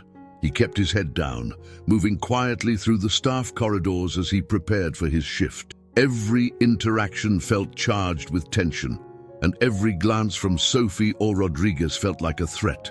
By mid-morning, the tension in the hotel was palpable. John had overheard whispers from other staff members. Something was happening, but no one seemed to know exactly what. All they knew was that Rodriguez had been called into a meeting with the board. John's pulse quickened as he heard the news. This was it, the moment they had been waiting for. He made his way to the break room, his mind racing. If the board confronted Rodriguez with the evidence, it would all be over.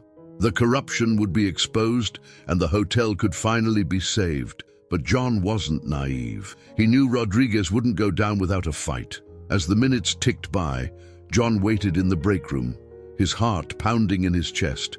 Every second felt like an eternity, and he couldn't shake the feeling that something was about to go wrong. Then, just as he was about to leave the room, the door burst open. It was Emily, her face pale with fear. "John," she said breathlessly, "Rodriguez knows. He's coming for you." The moment Emily burst into the break room, her face pale and breathless, John's heart dropped. "Rodriguez knows," she repeated, her voice shaking with urgency. "He's coming for you, John." John's mind raced, his pulse quickening as he processed the gravity of her words. Rodriguez had figured it out. He knew John wasn't just another employee, and now he was coming to confront him. "How?" John asked, his voice barely a whisper. "What did he find out?" Emily swallowed hard, glancing over her shoulder as if she expected Rodriguez to walk through the door at any moment. "I overheard Sophie talking to him. She's been watching you ever since that day in his office. She said you've been acting suspicious, and now they're convinced you're the one trying to expose them." John felt a cold sweat break out on the back of his neck. He had known this moment was coming, but he hadn't expected it to happen so soon. He had thought he still had time to stay under the radar, time to let the board take action. But now, it was too late. "They're going to try to pin everything on you," Emily continued, her voice urgent. "Rodriguez is furious. He's convinced you're trying to take him down, and he's not going to let you get away with it." John clenched his fists, his mind racing. He needed to think, to figure out his next move, but every instinct was telling him to run. If Rodriguez confronted him now, it would all be over. There was no way he could talk his way out of this. "What do I do?" John asked, his voice tight with anxiety. Emily looked at him, her eyes filled with fear and determination. "You need to leave the hotel, now. If Rodriguez finds you here, he'll make sure you're fired. Or worse." John's heart pounded in his chest. Leaving the hotel meant abandoning the fight, but staying meant certain disaster. He couldn't let Rodriguez destroy everything his father had built, but he couldn't fight him if he was fired or worse. "I can't just walk away," John said, his voice filled with frustration. "I've worked too hard to get this far. The board has the evidence. Richard's going to confront Rodriguez. I need to be here when it happens." Emily shook her head. "John, you don't understand. Rodriguez doesn't care about the board. He's going to deal with you first. He'll bury the evidence before anyone even knows it exists." John knew she was right. Rodriguez had already proven he was ruthless, and if he was coming for John, there was no telling how far he'd go to protect his empire. But John couldn't leave. Not yet. "I need to find a way to buy some time," John said, his mind racing. "If I can stay out of sight for a few hours, maybe, just maybe, I can hold out long enough for Richard to confront him." Emily frowned, clearly torn. "But where will you go? Rodriguez and Sophie are watching everyone." John glanced around the break room, his thoughts spinning as he considered his options. The hotel was massive, with dozens of rooms, hallways, and staff areas that Rodriguez rarely visited. If he could find somewhere to hide, just long enough to wait for Richard to act. "The service areas," John said, his voice quiet but certain. "Rodriguez never goes back there. I can hide in one of the storage rooms until I hear from Richard." Emily hesitated, worry etched on her face. "Are you sure that's safe?" "It's my only option," John replied, his mind already made up. "I just need a few hours. If I can lay low, Richard will handle the rest." Emily nodded, though she still looked unsure. "All right, I'll cover for you as much as I can. If anyone asks, I'll say you've been assigned to a different shift." John gave her a grateful look. "Thank you, Emily. I don't know what I'd do without you." Emily managed a small, tense smile. "Just be careful, okay? Rodriguez is dangerous." "I will," John promised. "And when this is over, we'll make sure he's the one who's gone, not me." John wasted no time. As soon as Emily left the break room, he slipped out the back and made his way through the employee corridors, moving quickly but quietly. He passed a few other staff members along the way, but none of them paid him any attention. Everyone was too focused on their own work, too nervous about Sophie's constant surveillance to question what he was doing.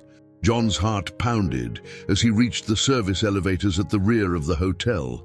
He pressed the button, glancing over his shoulder to make sure he wasn't being followed. Every second felt like an eternity, and he could practically feel the walls closing in around him. Finally, the elevator doors slid open, and John stepped inside, pressing the button for the basement.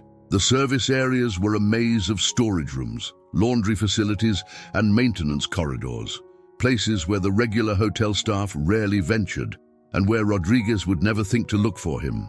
As the elevator descended, John's mind raced. He had no idea how long he'd have to hide, or if Richard had even managed to confront Rodriguez yet. All he could do was hope that the board would act quickly, that Richard would force Rodriguez to face the consequences of his actions before it was too late. The elevator doors opened with a soft chime, and John stepped out into the dimly lit basement. The air down here was cooler, with the faint hum of machinery in the background. It was quiet, almost eerie, but it was exactly what John needed. He made his way through the maze of corridors, finally reaching a small, unused storage room tucked away in the back. The room was filled with old linens and cleaning supplies, but it was secluded enough that no one would think to check it. John stepped inside, closing the door behind him. His heart still pounded in his chest, but at least he was out of sight. Now, all he had to do was wait. The hours ticked by slowly, and the tension in the air seemed to grow thicker with each passing minute. John paced the small storage room, his nerves frayed. He couldn't stop thinking about what was happening upstairs, what Rodriguez and Sophie were planning, whether Richard had confronted them yet, whether it was already too late. Every sound outside the room made his heart race.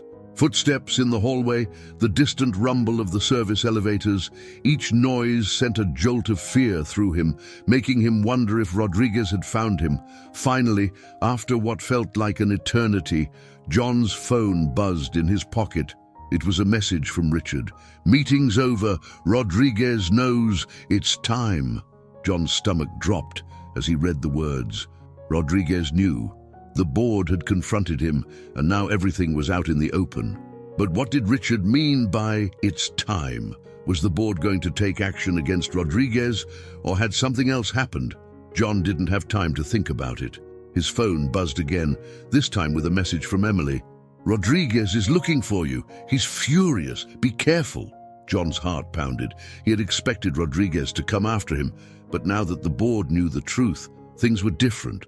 Rodriguez was desperate, and desperate people did dangerous things. John slipped out of the storage room, moving quickly but quietly through the basement corridors. He needed to get out of the hotel, but he knew Rodriguez would be looking for him everywhere. His only chance was to stay one step ahead. As he reached the service elevators, John pressed the button and waited, his pulse quickening. Every second felt like an eternity, and he kept glancing over his shoulder, expecting Rodriguez to appear at any moment. The elevator doors slid open, and John stepped inside, pressing the button for the lobby. He knew he couldn't stay hidden forever. Sooner or later, he would have to confront Rodriguez, and when that happened, he needed to be ready. The ride up to the lobby felt like the longest elevator ride of John Mitchell's life. His heart raced in his chest, every beat loud and echoing in his ears, as the quiet hum of the service elevator filled the small space. Rodriguez was looking for him, furious, desperate, and now fully aware of the board's confrontation. There was no telling what the man was capable of, now that his empire was crumbling beneath him. John's phone buzzed again, a second message from Emily. "He's on the warpath, John. He's been tearing through the hotel, looking for you." I'm trying to keep him distracted, but it won't last long. John swallowed hard, his mind racing. He was running out of time. He had expected Rodriguez to retaliate after the board meeting, but not this quickly. Now, every second counted. The elevator doors slid open, and John stepped into the lobby, his senses on high alert. He moved cautiously, keeping his head down as he walked past the reception desk. The hotel was bustling with guests as usual, but there was a tension in the air that wasn't there before. Staff members glanced around nervously, their faces pale and drawn, as if they were all waiting for the storm to hit. John knew it was only a matter of time before Rodriguez found him, and when that happened, there would be no more hiding. As he walked through the lobby, John kept an eye on every corner, every exit. He needed a plan, some way to stay ahead of Rodriguez until Richard could finish what they'd started. But he also knew that running wouldn't solve the problem forever.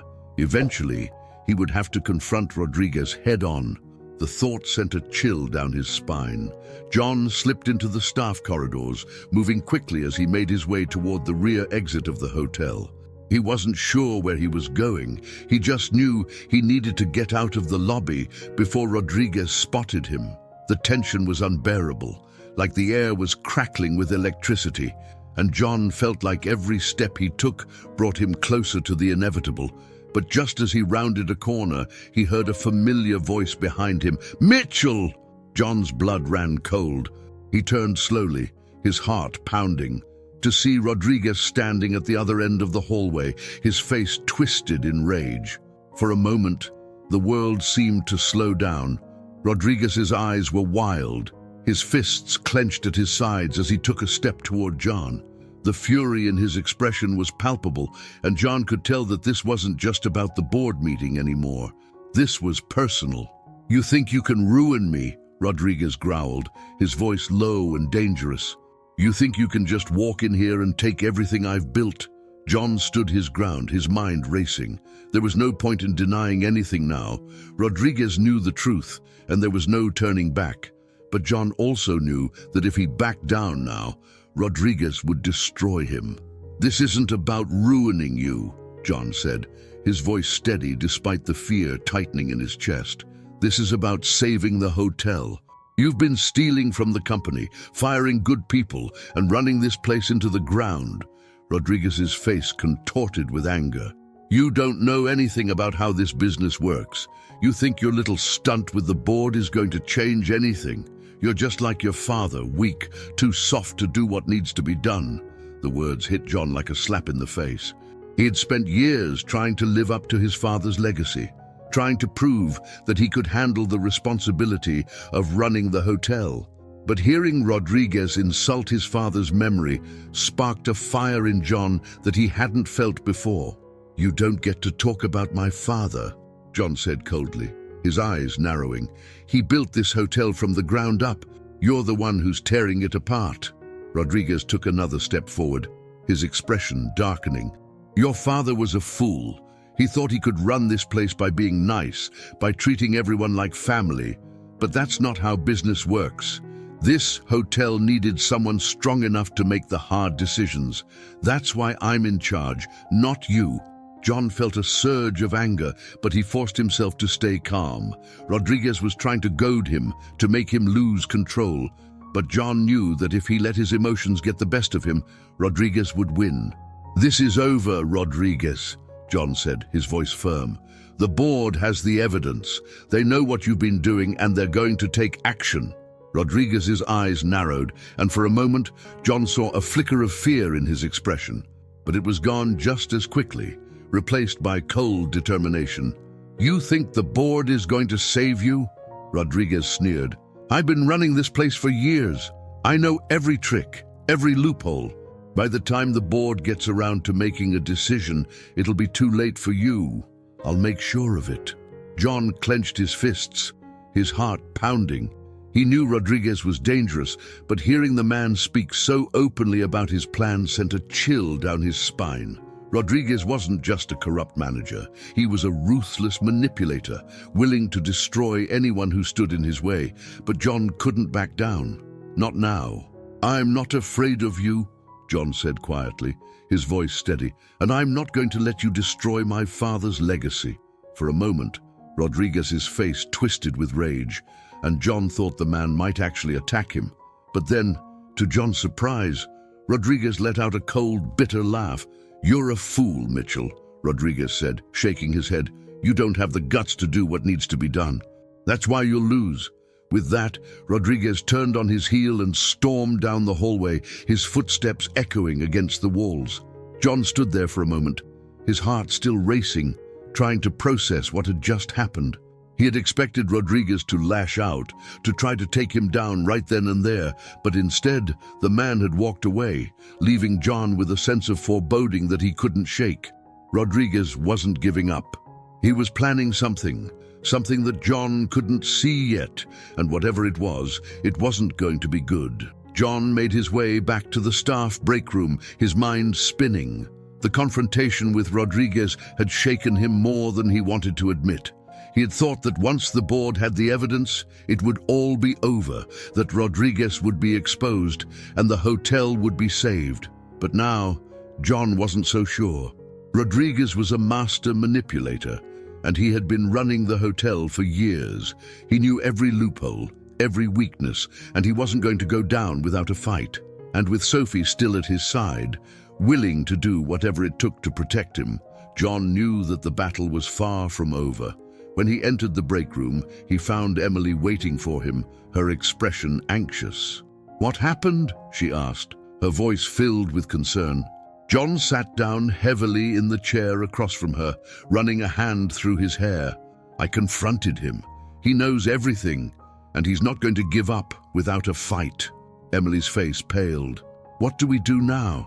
John stared at the table for a long moment, his mind racing. He knew they couldn't wait for the board to act. They had to take matters into their own hands. Rodriguez was planning something, and if they didn't act fast, it would be too late. "We need to be one step ahead of him," John said finally, his voice firm. "He's not going to go down without a fight, but we can't let him destroy this place. We need to find out what he's planning, and we need to stop him before he can do any more damage." Emily nodded, though her expression remained tense. "But how? He's already suspicious of us. If we get caught, we won't get caught," John said, though his heart was still pounding. "We'll be careful. We have to be." Emily looked at him, her eyes filled with worry. "I'm with you, John, but this is dangerous. Rodriguez isn't just going to walk away." John nodded, feeling the weight of her words. He knew she was right. Rodriguez wasn't going to give up, and neither could they. But no matter what, John wasn't going to let Rodriguez win. Not after everything he had done to the hotel, to the staff, to his father's legacy. It was time to fight back. John Mitchell had never felt pressure like this before. As he sat in the dimly lit staff break room, his mind raced with everything that had unfolded in the past few days. Rodriguez had been exposed to the board, but the man's power over the hotel was far from broken. His confrontation with Rodriguez still echoed in his mind. Those cold, menacing words that felt less like threats and more like promises. John's instincts told him that Rodriguez was planning something big. The man was desperate, and desperate people were dangerous. John knew that if they didn't act quickly, Rodriguez might find a way to turn the situation to his advantage, despite the evidence against him. Emily sat across from him, her fingers nervously tapping on the table. She hadn't spoken much since John told her about the confrontation, but the worry in her eyes was clear. She knew just as well as John that they were running out of time. "We need to figure out what Rodriguez is planning," John said quietly, breaking the silence. "He's not just going to wait for the board to take action. He's going to make his move before they can stop him." Emily nodded, though her expression remained tense. "But how do we find out? He's already suspicious of us, and Sophie is watching everyone closely. If we make one wrong move..." John leaned forward, his mind racing as he considered their options. "We need to get close to him. There has to be someone in his inner circle, someone who knows what he's planning." Emily frowned, her brow furrowed in thought. "What about Sophie? She's been by his side since the beginning. If anyone knows his next move, It's her. John considered this, his thoughts turning to the sharp-eyed head of personnel. Sophie had been Rodriguez's right hand throughout the entire operation, covering for him and protecting his interests. If they could find a way to learn what she knew, they might be able to stay ahead of Rodriguez. It's risky, John said slowly, but you're right. Sophie knows everything. If we can get to her. John, Emily interrupted, her voice hesitant. There's something you should know. John looked at her, noticing the apprehension in her expression. What is it? Emily glanced around the room, as if making sure no one was listening. I overheard something earlier. One of the housekeeping staff was talking to Sophie, and she mentioned something about a meeting Rodriguez is having tomorrow night. John's pulse quickened. A meeting? With who? I'm not sure, Emily admitted, her voice quiet. But it sounded important. Sophie told the housekeeper to make sure no one else knew about it. Whatever it is, they're keeping it quiet. John's mind raced. This was the break they needed. Rodriguez was planning something, and this secret meeting could be the key to finding out what. If they could figure out what Rodriguez was up to before it happened, they might be able to stop him in time. We need to find out where this meeting is happening, John said, his voice filled with urgency. If Rodriguez is planning something big, this is our chance to stop him. Emily nodded, though her expression remained cautious. But how do we get close enough without being caught? Sophie's been watching the staff like a hawk. John thought for a moment, his mind spinning with possibilities. They couldn't just follow Rodriguez or Sophie directly. That would be too obvious, and it would blow their cover. But if they could gather enough information about the meeting beforehand, they might be able to get into position without raising suspicion. I'll talk to some of the staff, John said finally. Maybe they've overheard something else. If we can figure out where and when the meeting is happening, we can get there before Rodriguez knows what's going on. Emily nodded, her resolve hardening. All right, I'll keep an eye on Sophie. If she does anything unusual, I'll let you know. John felt a surge of determination. They were getting closer. This was their chance to stop Rodriguez before he could make his next move. But they had to be smart, and they had to move fast. The rest of the day passed in a blur of quiet conversations and tense glances. John kept his ear to the ground, speaking with a few trusted staff members who had been loyal to his father's vision for the hotel. Most of them were afraid to talk. Rodriguez's reign of intimidation had silenced many, but one or two were willing to share what little they knew. A housekeeper named Maria, who had been working at Mitchell Plaza for over a decade, pulled John aside during her break. Her face was etched with worry, but she spoke in a low voice, her gaze darting around the room to make sure no one was watching. I don't know much, Maria said, her voice barely above a whisper, but I heard Sophie talking to one of the other managers about a late-night meeting in one of the private suites on the top floor. It's happening tomorrow, but no one's supposed to know. John nodded, his heart racing. The top floor of the hotel was reserved for high-profile guests and VIP meetings, discreet, luxurious, and far from the prying eyes of the regular staff. If Rodriguez was holding a meeting there, it had to be important. Did you hear anything else? John asked, his voice tense with anticipation. Maria shook her head. No, but they've been acting strange lately. Sophie's been giving orders to the staff to keep certain areas clear tomorrow night. Something's going on, John. John thanked her, his mind racing as he processed the information. A private meeting on the top floor, with specific areas being cleared of staff. It was all coming together. Whatever Rodriguez was planning, it was happening tomorrow night, and it was happening in secret. He needed to be there. That evening, John and Emily met in the staff break room once again, their faces grim with determination. John quickly relayed what he had learned from Maria, and Emily's expression grew even more serious. A private meeting on the top floor, Emily said, her voice laced with concern. That sounds big, John. If Rodriguez is going to make his move, it's happening tomorrow. John nodded, his thoughts spinning. We need to get up there. If we can find out what they're planning, we might be able to stop it before it's too late. Emily bit her lip, clearly thinking through the risks. But how do we get up there without being seen? The top floor is off limits to staff unless they're specifically assigned to it. John thought for a moment.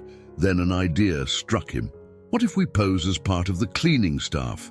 We'll have access to the entire floor, and no one will question why we're there. Emily frowned, her brow furrowed in thought. It's risky. If Rodriguez or Sophie see us... They won't, John said firmly. We'll be careful. We'll wait until the meeting starts, then slip in quietly.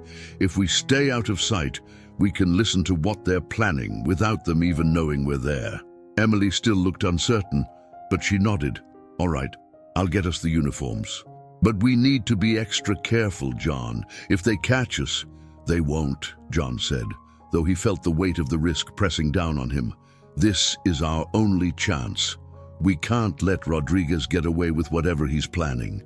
The next day passed in a blur of tension and quiet anticipation. John and Emily went about their regular duties, careful not to draw any attention to themselves as they prepared for the night ahead. The hotel's staff was on edge, with whispers circulating about a big event happening that evening, though no one seemed to know the full details. By the time the sun began to set, John and Emily were ready.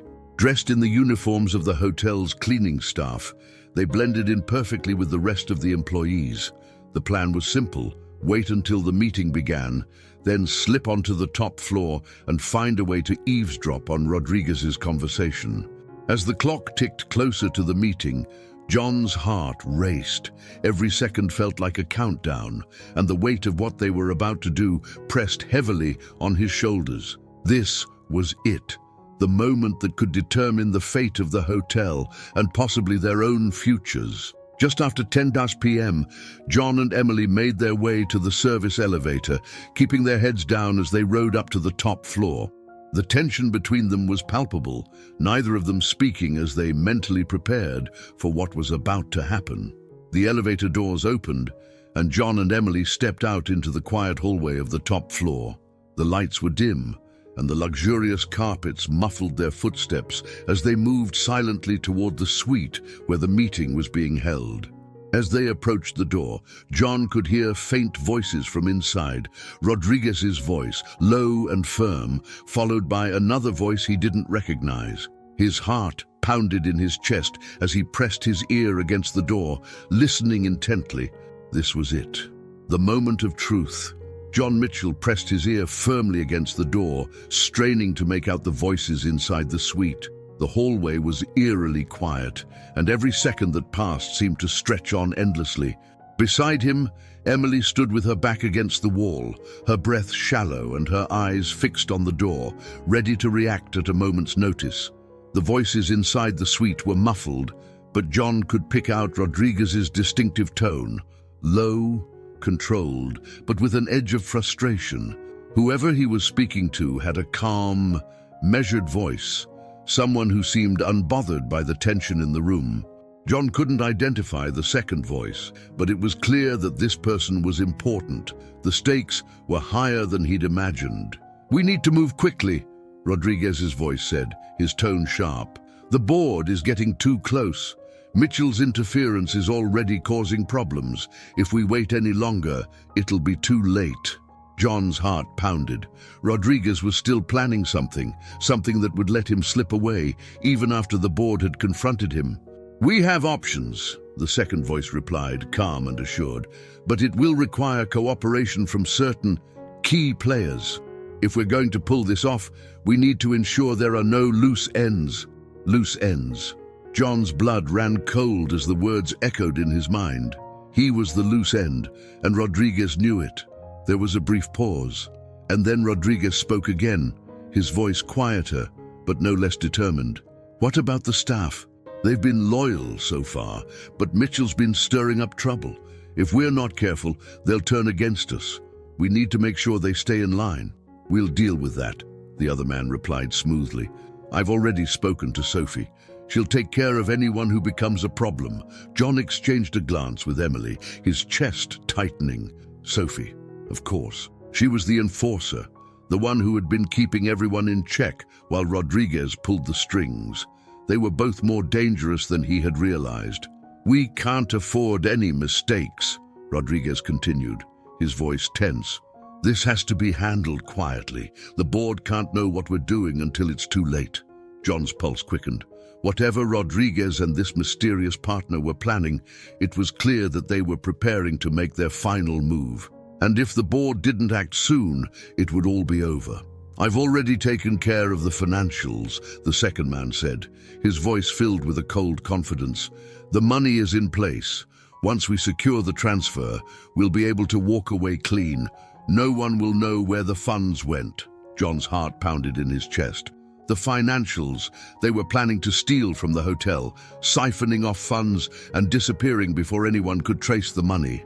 And once they were gone, Mitchell Plaza would be left to crumble under the weight of their corruption. It was worse than John had imagined. This wasn't just about saving the hotel, it was about stopping Rodriguez and his partner from getting away with everything they had stolen. They were planning to drain the hotel's accounts and disappear, leaving the board and the staff to deal with the aftermath. John had heard enough. He stepped back from the door, motioning for Emily to follow him. She looked at him, her expression tense but determined, and together they moved silently back down the hallway toward the service elevator. "We need to stop them," John whispered as they reached the elevator. "They're going to take the money and run. If we don't act now, it'll be too late." Emily nodded, her face pale but resolute. "But how? They've already got everything in place. We don't even know who Rodriguez's partner is." John clenched his fists, his mind racing. She was right. Without knowing the identity of Rodriguez's partner, it would be nearly impossible to track the stolen funds. And with Sophie watching over the staff, any attempt to confront Rodriguez directly could end in disaster. But they had to do something. "We need to get to Richard," John said finally. "He's the only one who can stop this. If we can get the board to freeze the accounts, Rodriguez won't be able to make the transfer." Emily hesitated, her eyes filled with worry. "But what if Rodriguez finds out what we're doing? He's already suspicious. If he catches us..." John shook his head, forcing himself to stay focused. "We don't have a choice. This is our only chance." Emily looked at him for a long moment, then nodded. "All right, let's go." The ride down to the lobby felt agonizingly slow. Every floor they passed, every creak of the elevator made John's nerves tighten. He knew that time was running out. Rodriguez and his partner were planning to move quickly, and if they didn't stop them soon, it would all be over. When the elevator finally reached the lobby, John and Emily stepped out, keeping their heads down as they made their way toward the exit. The hotel was quieter than usual, the late hour leaving the lobby mostly empty, but John couldn't shake the feeling that they were being watched. They stepped outside into the cool night air, the city lights casting a pale glow over the streets. John quickly pulled out his phone and sent a message to Richard. "We need to talk. It's urgent. Meet me outside the hotel." Emily stood beside him, her arms crossed as she glanced nervously up at the hotel. "Do you think Rodriguez knows we were listening?" John shook his head, though he wasn't entirely sure. "I don't think so, but we can't take any chances." A few minutes later, a black sedan pulled up to the curb, and Richard stepped out. His face was tense, his usual calm demeanor replaced by a look of concern. "What's going on?" Richard asked as he approached them, his voice low. John quickly explained everything: Rodriguez's secret meeting, the plan to siphon off the hotel's funds, and the looming transfer that would leave the hotel in financial ruin. Richard's expression darkened as he listened, his jaw clenched. "This is worse than I thought," Richard muttered, shaking his head. "I knew Rodriguez was corrupt, but I didn't think he'd go this far." "We need to act fast," John said, his voice urgent. "If they make the transfer, it's over. We need to freeze the accounts before they can take the money." Richard nodded, his expression grim. "I'll call an emergency board meeting. We'll freeze the accounts immediately. Rodriguez won't be able to touch a dime." John felt a wave of relief wash over him, but it was short-lived. Even if they stopped the transfer, Rodriguez was still dangerous. He wouldn't go down without a fight, and John knew that they hadn't seen the last of him. What about Rodriguez's partner? Emily asked, her voice tense. "We still don't know who he's working with." Richard frowned, his brow furrowed in thought. "I've been looking into it, but I haven't found anything yet. Whoever it is, they're good at staying hidden." John clenched his fists, frustration building in his chest. They were so close, but the mystery partner was still a shadow, lurking in the background, pulling the strings alongside Rodriguez. "We'll figure it out," Richard said, his voice firm. "But first, we need to stop Rodriguez. Once the accounts are frozen, he'll have no way out." John nodded, though a sense of unease still gnawed at him. He knew Rodriguez wouldn't go down easily, and there was no telling what the man would do once he realized his plan had been foiled. "We need to be careful," John said quietly. "Rodriguez isn't just going to walk away." Richard met his gaze, his expression serious. "We'll be ready." The next morning, John arrived at the hotel early, his nerves on edge as he prepared for what was to come. He knew that Richard had called the emergency board meeting, and by now the hotel's accounts would have been frozen. Rodriguez's plan to steal the funds had been stopped, but that didn't mean the fight was over. As John walked through the lobby, he noticed the tension in the air had reached a fever pitch. Staff members moved quickly, their faces tight with worry, and the usual hum of hotel activity had been replaced by an uneasy silence. It was clear that something was about to happen. John made his way to the staff break room, where he found Emily waiting for him. She looked just as tense as he felt, her arms crossed as she paced the room. "Did you hear anything?" John asked, his voice low. Emily shook her head. "No, but everyone's on edge. Rodriguez hasn't shown up yet, and people are starting to talk." John frowned, his mind racing. Rodriguez was never late. The fact that he hadn't shown up yet was a bad sign. "We need to be ready," John said quietly. "Rodriguez knows his plan failed. He's going to try something, and we need to be prepared." Emily nodded, though her expression remained tense. "What do you think he'll do?" "I don't know," John admitted. "But whatever it is, we can't let him win." As the morning wore on, the tension in the hotel only grew. Staff members whispered among themselves, and guests seemed to pick up on the unease in the air. John kept his head down, his eyes constantly scanning the lobby for any sign of Rodriguez. Finally, just before noon, John spotted him. Rodriguez stepped out of a black car in front of the hotel, his face set in a grim expression. He moved with purpose as he walked through the lobby, his eyes cold and calculating. It was clear that he knew his plan had failed, but there was something else in his expression, something dangerous. John watched as Rodriguez disappeared into his office, the door closing behind him with a soft click. This wasn't over. Not yet. John Mitchell sat at a small table in the corner of the hotel's break room, his mind racing with the events of the past few days. The accounts had been frozen, effectively halting Rodriguez's plan to siphon off the hotel's funds. But John knew that wasn't the end of it.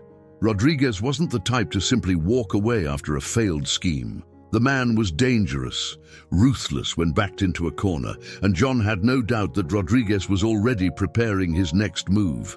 Emily sat across from him, her face tight with tension. She'd been quiet since they received the news that the board had frozen the accounts, and John could tell she was just as on edge as he was. The victory felt hollow, like a calm before the storm.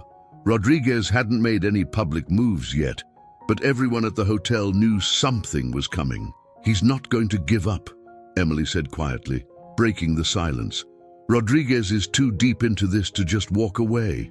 He'll fight back." John nodded, his jaw clenched. "I know, and we need to be ready when he does." Emily leaned forward, her voice low and filled with urgency. "But how? We stopped him from taking the money, but he still has power over the staff. Sophie's still by his side, and they're watching everyone closely. If we make one wrong move..." John rubbed his temples, trying to think through their options. The accounts were frozen, but Rodriguez still had his grip on the day-to-day operations of the hotel. He could still intimidate the staff, still use Sophie to keep everyone in line, and John knew that if Rodriguez decided to retaliate, things could get ugly fast. "We need to expose him completely," John said finally, his voice steady. The board has the financial evidence, but they don't see the full picture. They don't know about the threats, the fear he's instilled in the staff.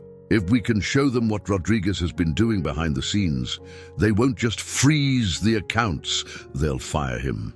Emily looked at him, her eyes wide with a mixture of hope and fear. But how do we prove that? The staff is too scared to speak up, and Sophie's covering for him. John thought for a moment, the pieces slowly falling into place in his mind. He knew they had to act fast. Rodriguez was likely planning something in response to the frozen accounts, and if they didn't move quickly, he might find a way to turn things back in his favor. There's only one way, John said quietly. We need to record him. If we can catch Rodriguez threatening the staff or talking about his plans, we'll have all the evidence we need. Emily's eyes widened. You want to record him? That's risky, John. If he finds out... He won't, John said, his voice firm. We'll be careful, but it's the only way to take him down once and for all. Emily hesitated for a moment, clearly weighing the risks in her mind. But finally, she nodded. Okay, I'll help. But we need to be smart about this. John smiled faintly, grateful for her support. We will be. The rest of the day passed in a tense blur. John and Emily went about their usual tasks, trying to blend in with the other staff members while keeping their plan firmly in mind. John could feel the weight of the situation pressing down on him.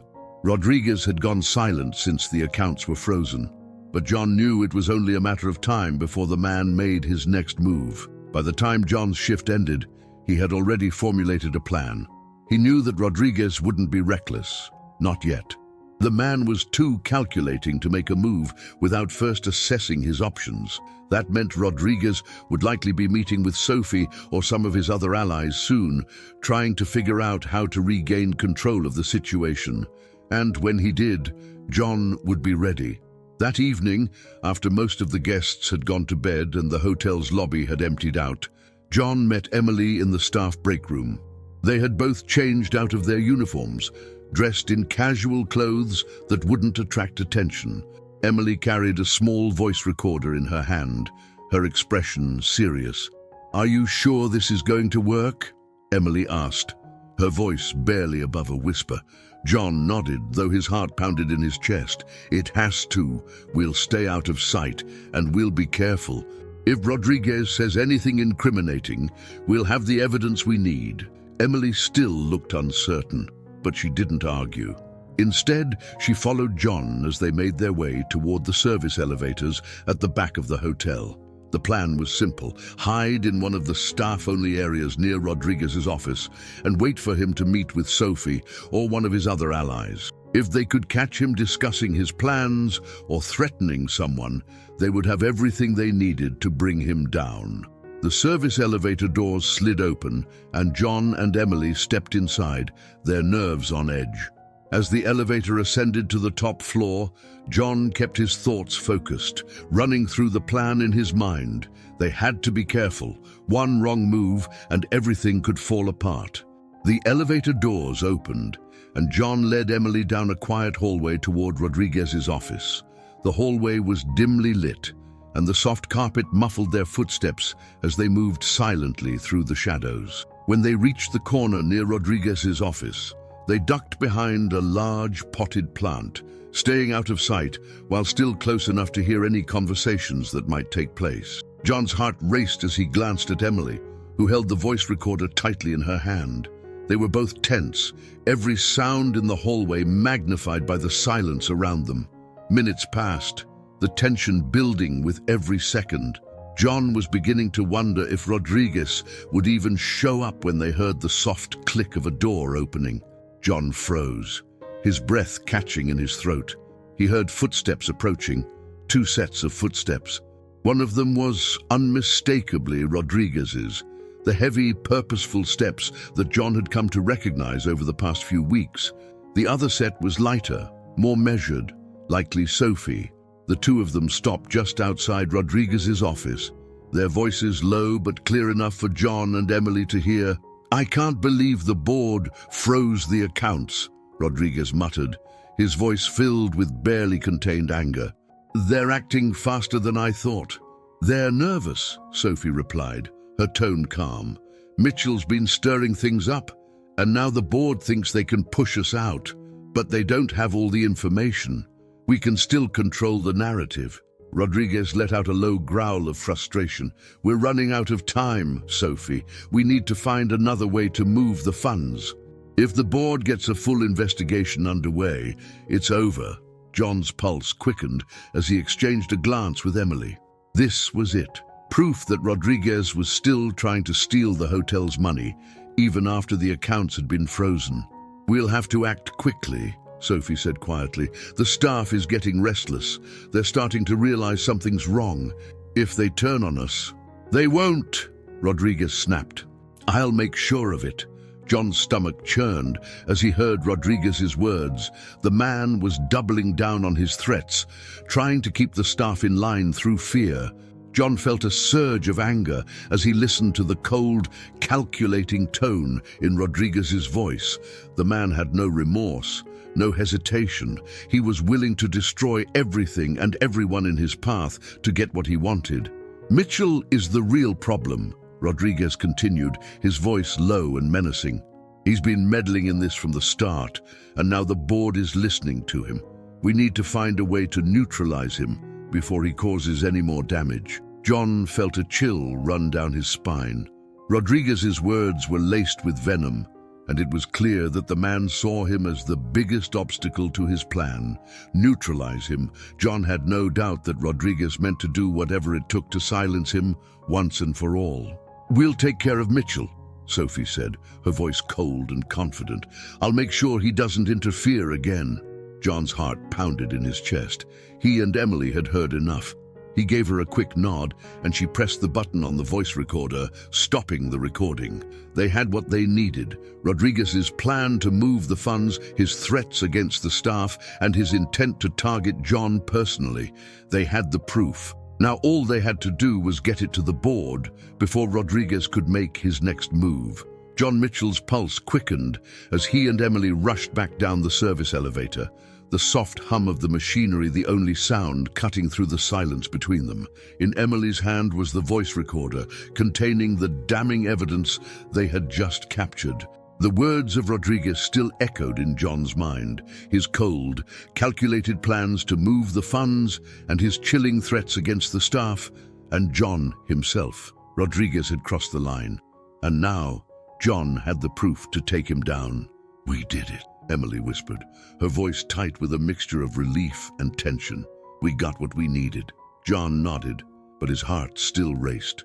They had the evidence, but the hardest part was still ahead, getting it into the hands of the board before Rodriguez found out what they had done. They couldn't afford any mistakes now. One wrong move, and everything could come crashing down. The elevator doors slid open, and John stepped out into the quiet, dimly lit hallway of the hotel's lower floor. It was late, and most of the staff had either gone home or were working the night shift, leaving the hotel eerily still. John glanced at Emily, and they shared a brief, determined look. "We need to get this to Richard," John said quietly. "If we move fast, we can have the board listen to the recording first thing in the morning." Emily nodded, clutching the recorder tightly in her hand. "What about Rodriguez? He's going to know something's wrong when we don't show up for our shifts tomorrow." John clenched his fists, his mind racing. Rodriguez would know, there was no doubt about that. But by the time he realized what was happening, it would be too late. "We'll be gone before he notices," John said, though the knot of anxiety in his chest didn't loosen. "If we can get the recording to the board before he realizes, there's nothing he can do." They exited the hotel through a side door, the cool night air hitting them like a rush of clarity. The city's faint sounds buzzed around them, distant car engines, the hum of streetlights, but John's mind was too focused to notice any of it.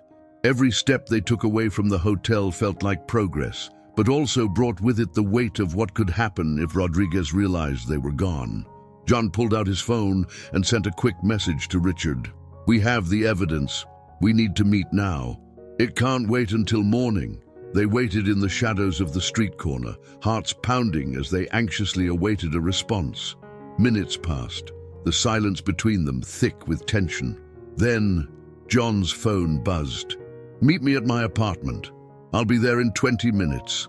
John breathed a sigh of relief, though the tension in his chest didn't fade. They had to move quickly. Every minute they spent out in the open felt dangerous, like they were exposed, vulnerable. "Let's go," John said, leading the way toward the street where they could catch a cab. The ride to Richard's apartment felt longer than it actually was, even though it was just across town. John stared out the window, his mind replaying everything that had happened. He had come to the hotel undercover, hoping to understand the cracks in its foundation, but what he had uncovered was far worse than he could have imagined. His father's legacy was hanging by a thread, and Rodriguez had nearly destroyed everything, but they were so close now. They had the evidence. They could finally end this. When they arrived at Richard's apartment building, John and Emily stepped out of the cab, their hearts pounding as they approached the door. Richard buzzed them in without a word, and they hurried up to his apartment, their nerves on edge. Richard was waiting for them when they arrived, his expression serious. He gestured for them to sit as they entered the apartment, and John handed him the voice recorder without hesitation. "We recorded Rodriguez," John said, his voice steady despite the tension running through him. "He's still planning to move the funds, even after the accounts were frozen. And he's threatening the staff. This is everything you need to take him down." Richard took the recorder, his face grim as he listened to John's explanation. He didn't say anything as he pressed play, and the room fell into an uneasy silence as Rodriguez's voice filled the space. His cold, calculated plans, his threats, his complete disregard for the people who worked for him. Every word confirmed what John had feared for weeks. Rodriguez was willing to destroy everything to save himself. When the recording ended, Richard sat back in his chair, his expression unreadable. For a long moment, he didn't speak, the weight of what he had just heard hanging heavy in the room. "This is damning," Richard finally said, his voice quiet. "There's no way Rodriguez can talk his way out of this." John nodded, his heart still racing. "You need to call an emergency board meeting. As soon as they hear this, they'll have no choice but to remove him." Richard glanced at John, his eyes serious. "I'll call the meeting first thing in the morning. Rodriguez won't be able to stop it." A wave of relief washed over John, but it was short-lived. There was still the matter of Rodriguez himself. The man wasn't going to go down quietly, and John knew that once Rodriguez realized what had happened, things could escalate quickly. "What about tomorrow?" Emily asked, her voice filled with concern. "Rodriguez is going to know something's wrong when John doesn't show up at the hotel. He might try to stop the meeting." Richard's face tightened. "I'll take care of it. I'll make sure the meeting happens before Rodriguez can interfere." John nodded, though the tension in his chest remained. He trusted Richard, but he also knew how dangerous Rodriguez could be.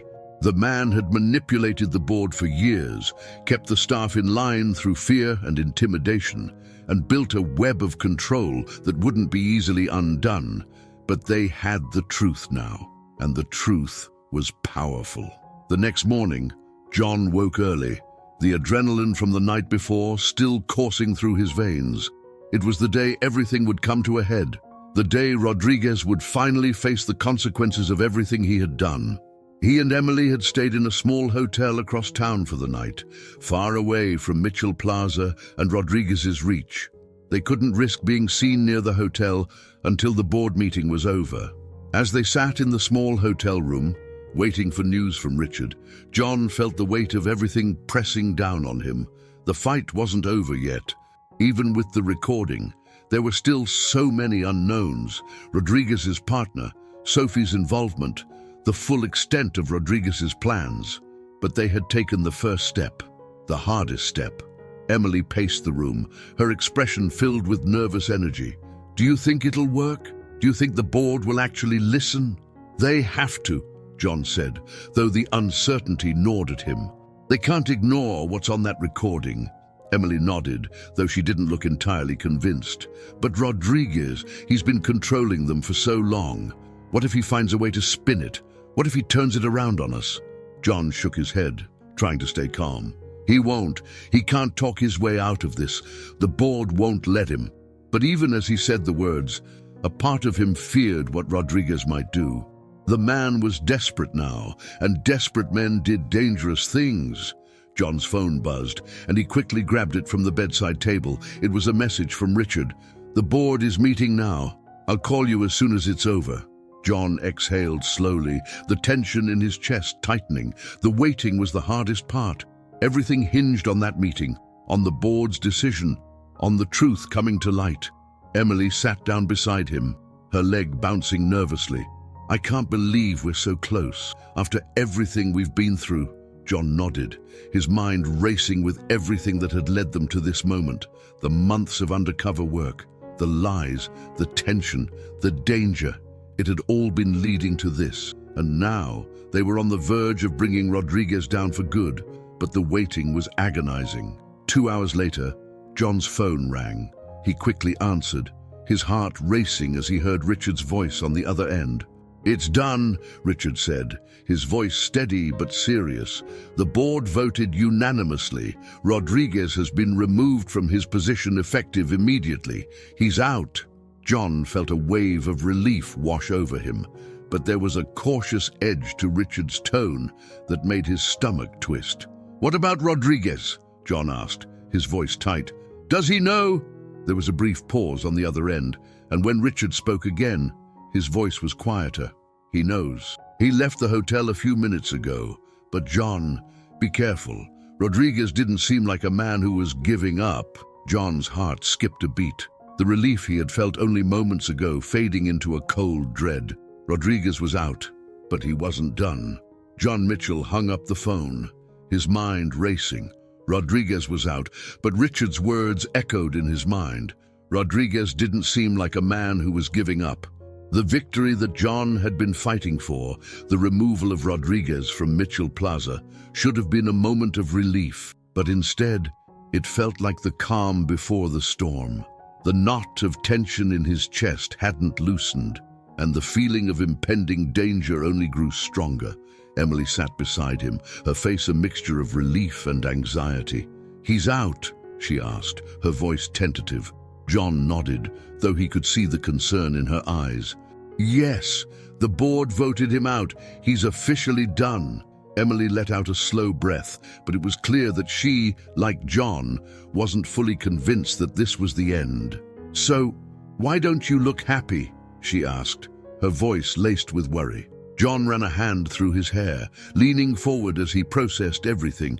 "Because Rodriguez isn't the type to go quietly," he said, his voice low. "Richard said he left the hotel, but I know him. He's not done. He's going to make his move." Emily swallowed hard, her hands clenched together in her lap. "But the board knows the truth. He doesn't have any power left." John shook his head, his stomach twisting. "He doesn't need the board's approval to do something dangerous.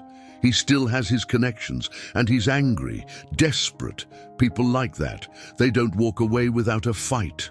Emily's expression darkened, the weight of his words sinking in. "What do we do?" John stood up, pacing the small hotel room as his mind raced. They had taken Rodriguez out of the hotel, but they hadn't stopped him completely. The man was still a threat, and now that he had lost everything, there was no telling how far he would go to retaliate. "We need to be ready," John said, his voice firm. "Rodriguez is going to try something, and when he does, we have to be one step ahead." Emily nodded, though the tension in her eyes remained. "But how do we know what he's going to do? He could be planning anything." John stopped pacing, turning to face her. "We don't. But we know Rodriguez. He's always been about control. He'll try to take something back, maybe even use Sophie or his partner to cause more damage. We need to stay close to the hotel, keep an eye on things." Emily bit her lip, her gaze shifting toward the window. "But it's dangerous, John. What if he comes after you?" John clenched his fists, his resolve hardening. He had come too far to back down now. "Then we stop him, once and for all." The hours passed slowly as John and Emily waited, the tension between them thick with anticipation. Every minute that went by felt like a countdown to whatever Rodriguez was planning. John couldn't shake the feeling that something big was coming, something that would either end Rodriguez's reign for good or lead to disaster. By late afternoon, they had made their way back to Mitchell Plaza, careful to keep a low profile as they observed the hotel from across the street. The atmosphere around the hotel had shifted. Staff members moved quickly, their faces tense, as if they too were bracing for the fallout from Rodriguez's removal. John's phone buzzed in his pocket, and he quickly pulled it out. It was a message from Richard. "Rodriguez just left the hotel again. Be careful." He looked furious. John's stomach tightened.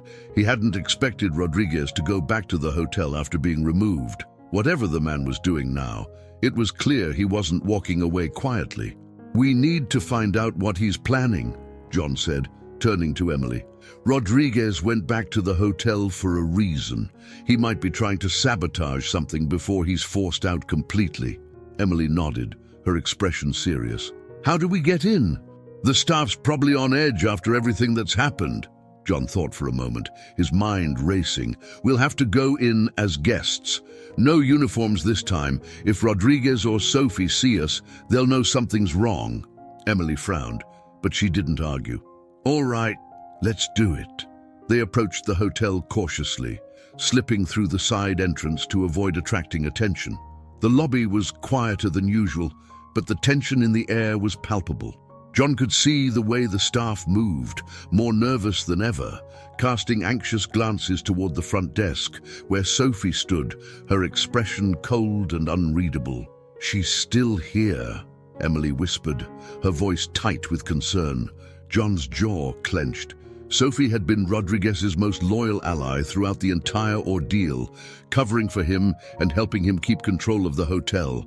Now that Rodriguez had been removed, she was still holding her position of power, likely waiting for Rodriguez's next instructions. "We need to stay out of her sight," John said quietly. "Let's go to the service corridors. If Rodriguez is still planning something, we'll find him there." They moved quickly through the lobby, keeping their heads down as they slipped into the back corridors where the staff worked behind the scenes. The atmosphere was even more tense here, the usual chatter replaced with anxious whispers and hurried movements. Everyone knew something was wrong, but no one seemed to know exactly what. As they made their way down the narrow hallway, John's mind raced. Rodriguez had always been careful, always 2 steps ahead, but now, with his back against the wall, the man was dangerous.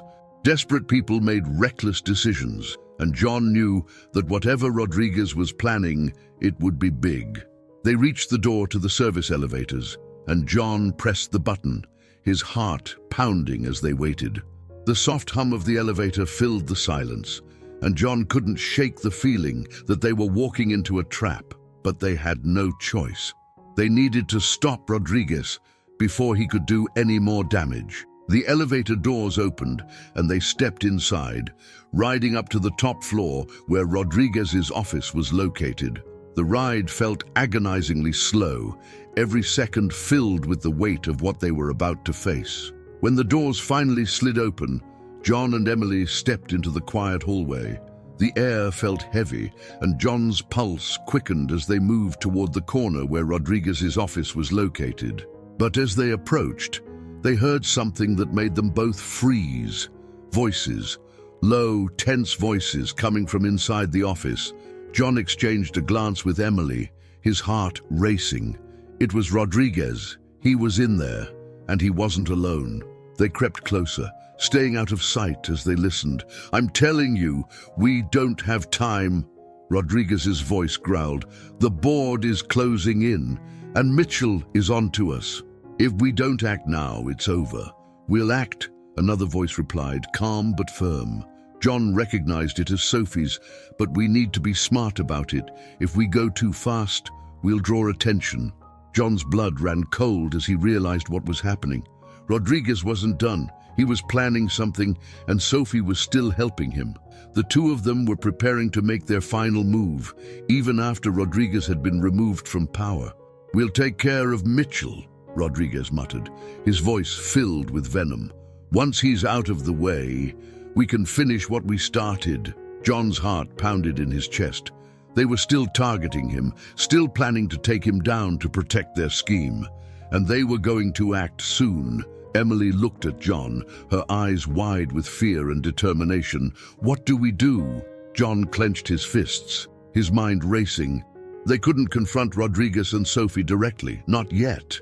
They needed to gather more information, find out exactly what they were planning before making their move. "We need to stop them," John whispered, "but we have to be smart about it. We need proof." Emily nodded, though the fear in her eyes was clear. "How?" John thought for a moment, then pulled out his phone. "We'll record them again.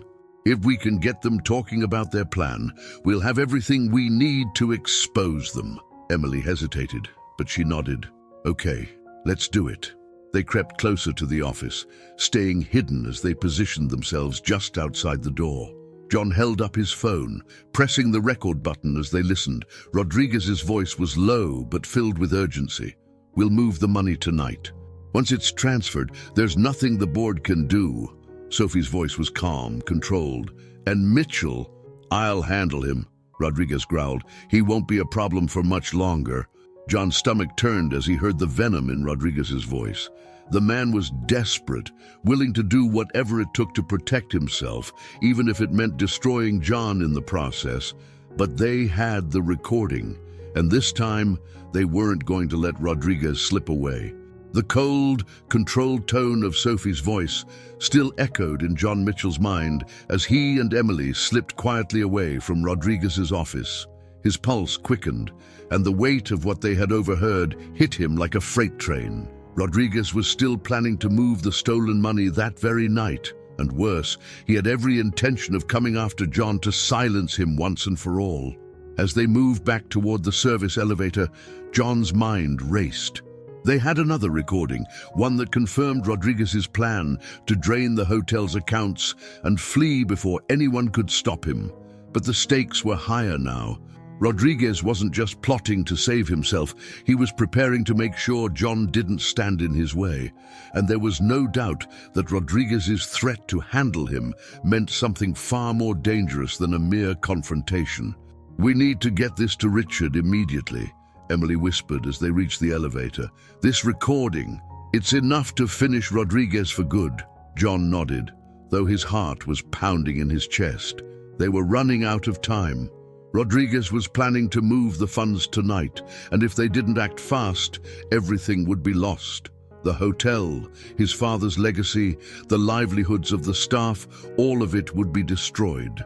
But more than that, John's own safety was on the line. Rodriguez had made it clear that John was a threat, and desperate men did desperate things. The elevator doors slid open, and they stepped inside, the soft hum of the machinery doing little to calm John's nerves. His thoughts raced, calculating their next steps. They couldn't risk returning to Richard's apartment, not now that Rodriguez knew they were onto him. They needed to meet somewhere secure, somewhere Rodriguez couldn't find them. John quickly pulled out his phone and sent a message to Richard. "We've got more evidence. It's urgent. Meet us at the cafe near Mitchell Plaza in 30 minutes. As the elevator descended, John glanced at Emily, who still clutched the recorder tightly in her hand. Her expression was a mixture of determination and fear, and John knew she was just as anxious as he was. They were getting closer, but the danger was escalating with every step they took. "We'll meet Richard, get the board involved again, and stop Rodriguez before he can transfer the money," John said, trying to sound confident despite the knot of tension in his chest. Emily nodded, though her eyes remained tense. "But what if Rodriguez realizes we're onto him before then? He's already suspicious, and if he finds out we've been recording him?" John swallowed hard, trying to push down the fear gnawing at him. She was right. Rodriguez had already shown he was willing to go to any lengths to protect himself. If he found out what they were planning, he wouldn't hesitate to act. "We won't let that happen," John said firmly. "We'll be careful." 30 minutes later, John and Emily arrived at the cafe, a small, quiet spot just a few blocks away from Mitchell Plaza. It was the perfect place for a discreet meeting, far enough from the hotel to avoid drawing any unwanted attention. The cafe was mostly empty, the low murmur of a few patrons the only sound as they slipped into a booth at the back. John glanced around nervously, his mind still racing with the weight of what they were about to do. The clock was ticking, and every second brought them closer to Rodriguez's final move. If they didn't act fast, everything would be lost. A few minutes later, Richard arrived, his face tense as he slid into the booth across from them. "You said it was urgent," Richard said, his voice low but serious. "What's going on?" John quickly explained what they had overheard in Rodriguez's office, showing Richard the recording on Emily's phone. As Rodriguez's voice filled the quiet space of the cafe, Richard's expression darkened, his jaw tightening with each passing word. When the recording ended, Richard sat back, his face grim. "This is worse than I thought. He's planning to move the money tonight." John nodded, his stomach churning with anxiety. "He said he's going to make the transfer tonight. If we don't stop him now, it'll be too late." Richard clenched his fists, his eyes narrowing with determination. "We'll stop him. I'll call an emergency meeting with the board. Once they hear this, Rodriguez won't have anywhere to run." A wave of relief washed over John, but it was short-lived. They had the evidence, but Rodriguez was dangerous, far more dangerous than they had anticipated. And now that they had exposed his plans, they couldn't afford to let their guard down for even a moment. "What about Rodriguez?" Emily asked, her voice filled with concern. "He knows John is a threat. He's not going to just let us walk away." Richard nodded, his expression serious. "I'll have security on alert. Rodriguez is out of the hotel officially, but he still has connections. We can't take any chances." John's stomach tightened. They had the evidence, and they were close to stopping Rodriguez, but they were also walking a fine line. One wrong move, and Rodriguez could retaliate in ways they couldn't predict. "Meet me at the boardroom in an hour," Richard said, standing up from the booth. "I'll make sure everything's in place. We'll take Rodriguez down tonight." John nodded, though the knot of tension in his chest didn't loosen. As Richard left the cafe, John and Emily exchanged a glance. They were getting closer, but the danger was far from over. The walk back to the hotel was quiet, but the tension in the air was palpable.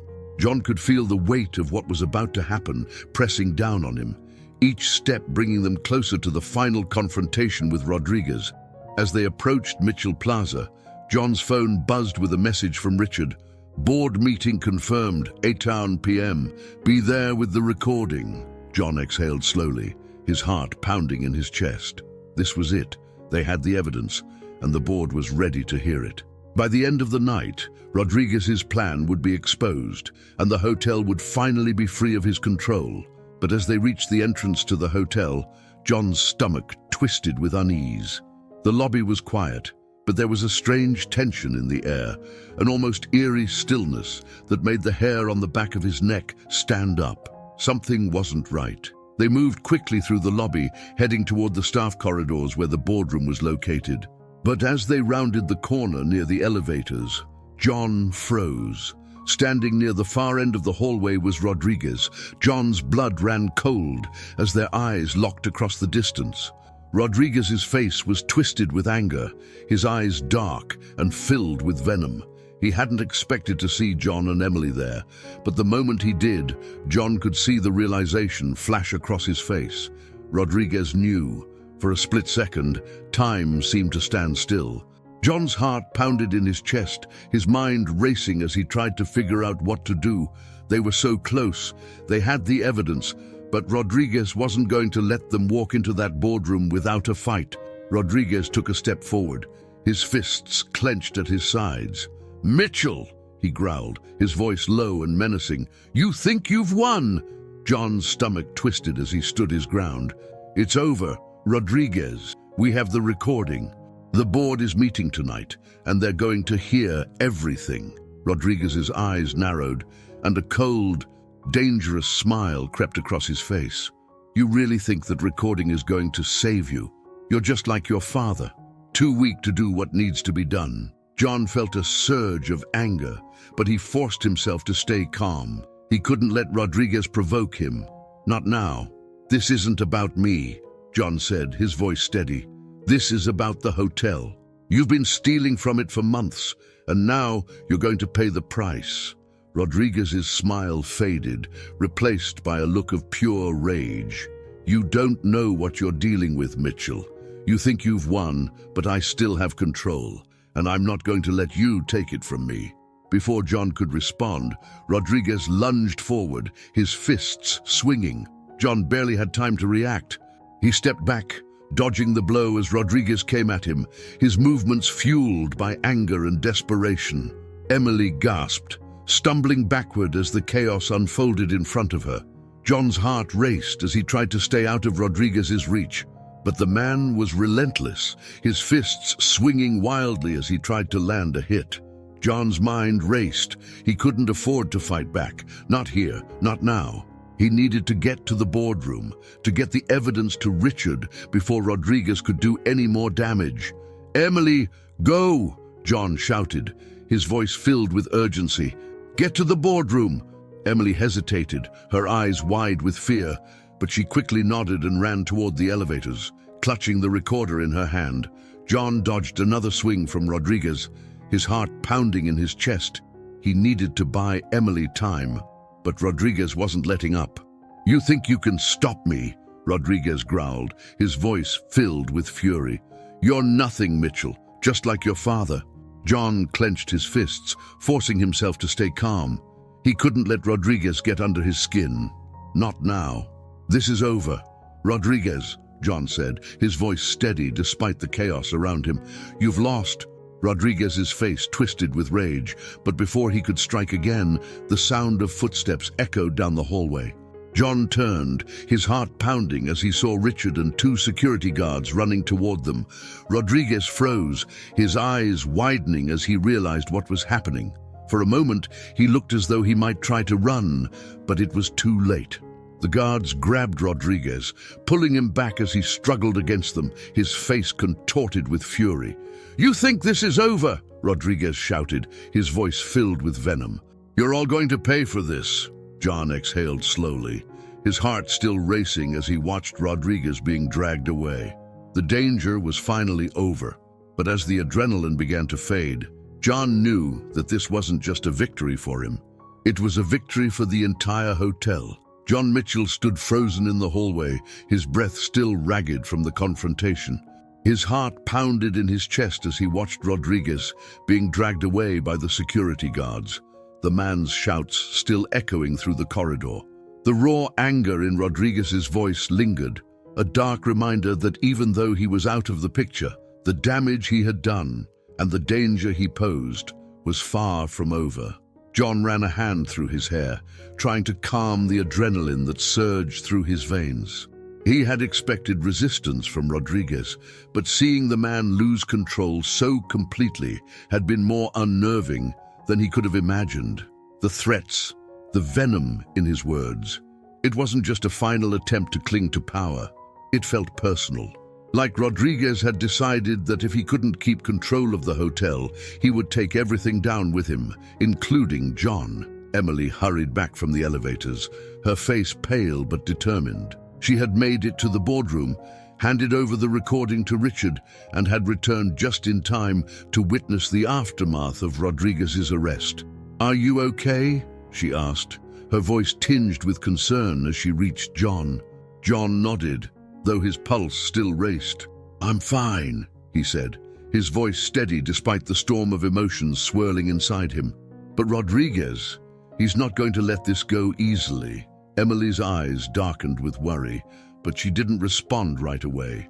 Instead, she reached out and placed a hand on his arm, her touch grounding him, reminding him that they had come this far together. "We did it, though," she said softly. "The board has the recording. Rodriguez is out. He can't hurt the hotel anymore." John exhaled slowly, nodding. "I know. But the way he looked at me," he trailed off, the memory of Rodriguez's twisted expression still fresh in his mind. "He won't stop, even with him gone. I feel like something's still hanging over us." Emily's grip tightened slightly, her gaze meeting his. "We'll be careful. Rodriguez is finished, and you have the board behind you now. We've done everything we can." John knew she was right. The evidence they'd gathered, the recordings, and the board's decision to remove Rodriguez had been the victory he'd been fighting for since the moment he went undercover. But as the adrenaline began to wear off, the weight of everything that had happened, the months of deception, the fear, the constant tension, began to settle on his shoulders like a heavy cloak. They had won the battle, but the war wasn't over. Later that evening, John and Emily sat in a quiet corner of the hotel's cafe, sipping coffee as they processed the events of the day. The news of Rodriguez's removal had spread quickly among the staff, and while there was relief in the air, there was also an underlying tension. The damage Rodriguez had done wasn't just financial, it was personal. The fear he had instilled in the staff, the toxic environment he had created, wouldn't disappear overnight.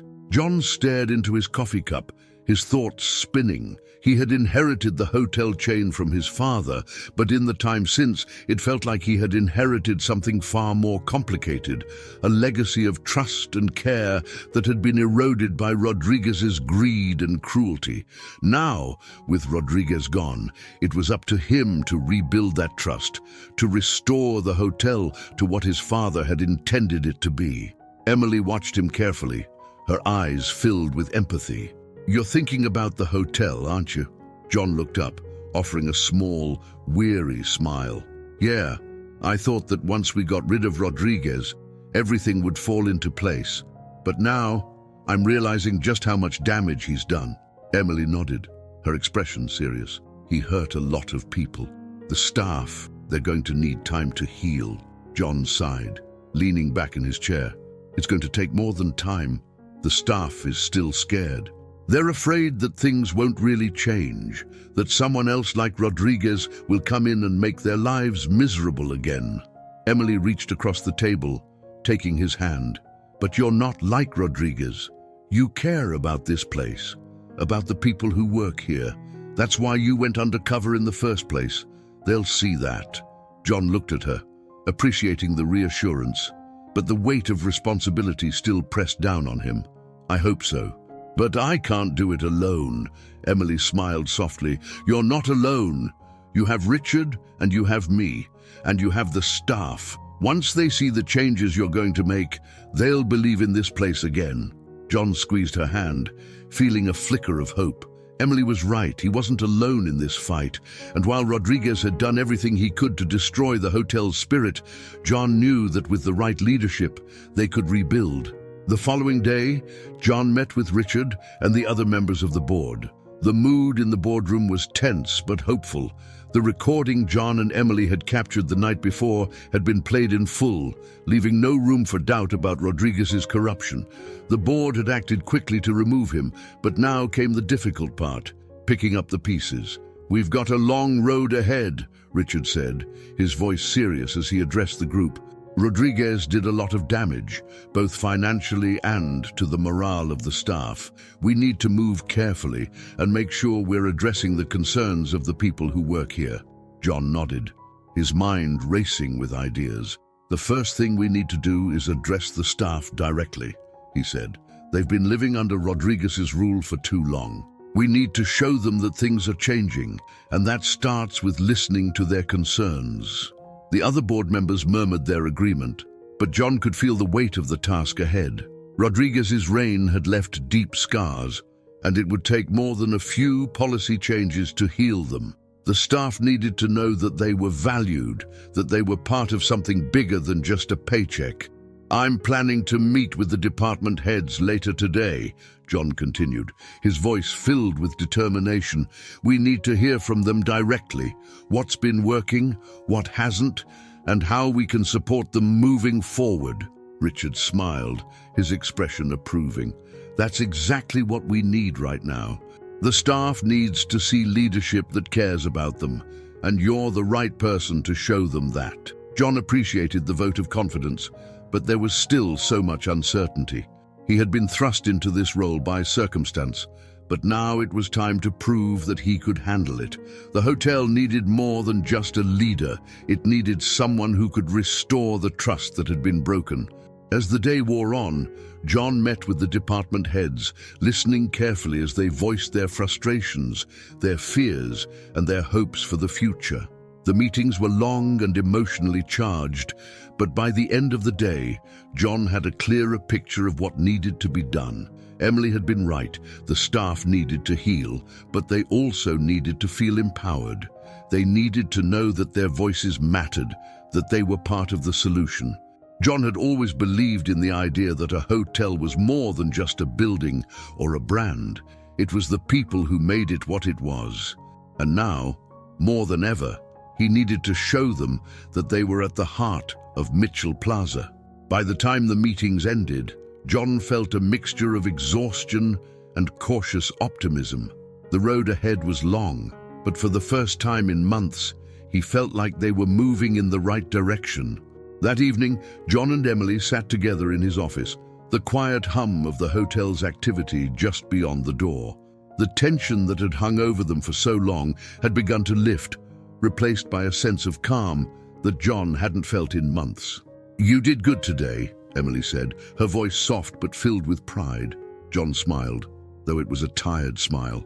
"It's a start, but we've still got a lot of work to do." Emily leaned closer, resting her head on his shoulder. "You've already done the hardest part.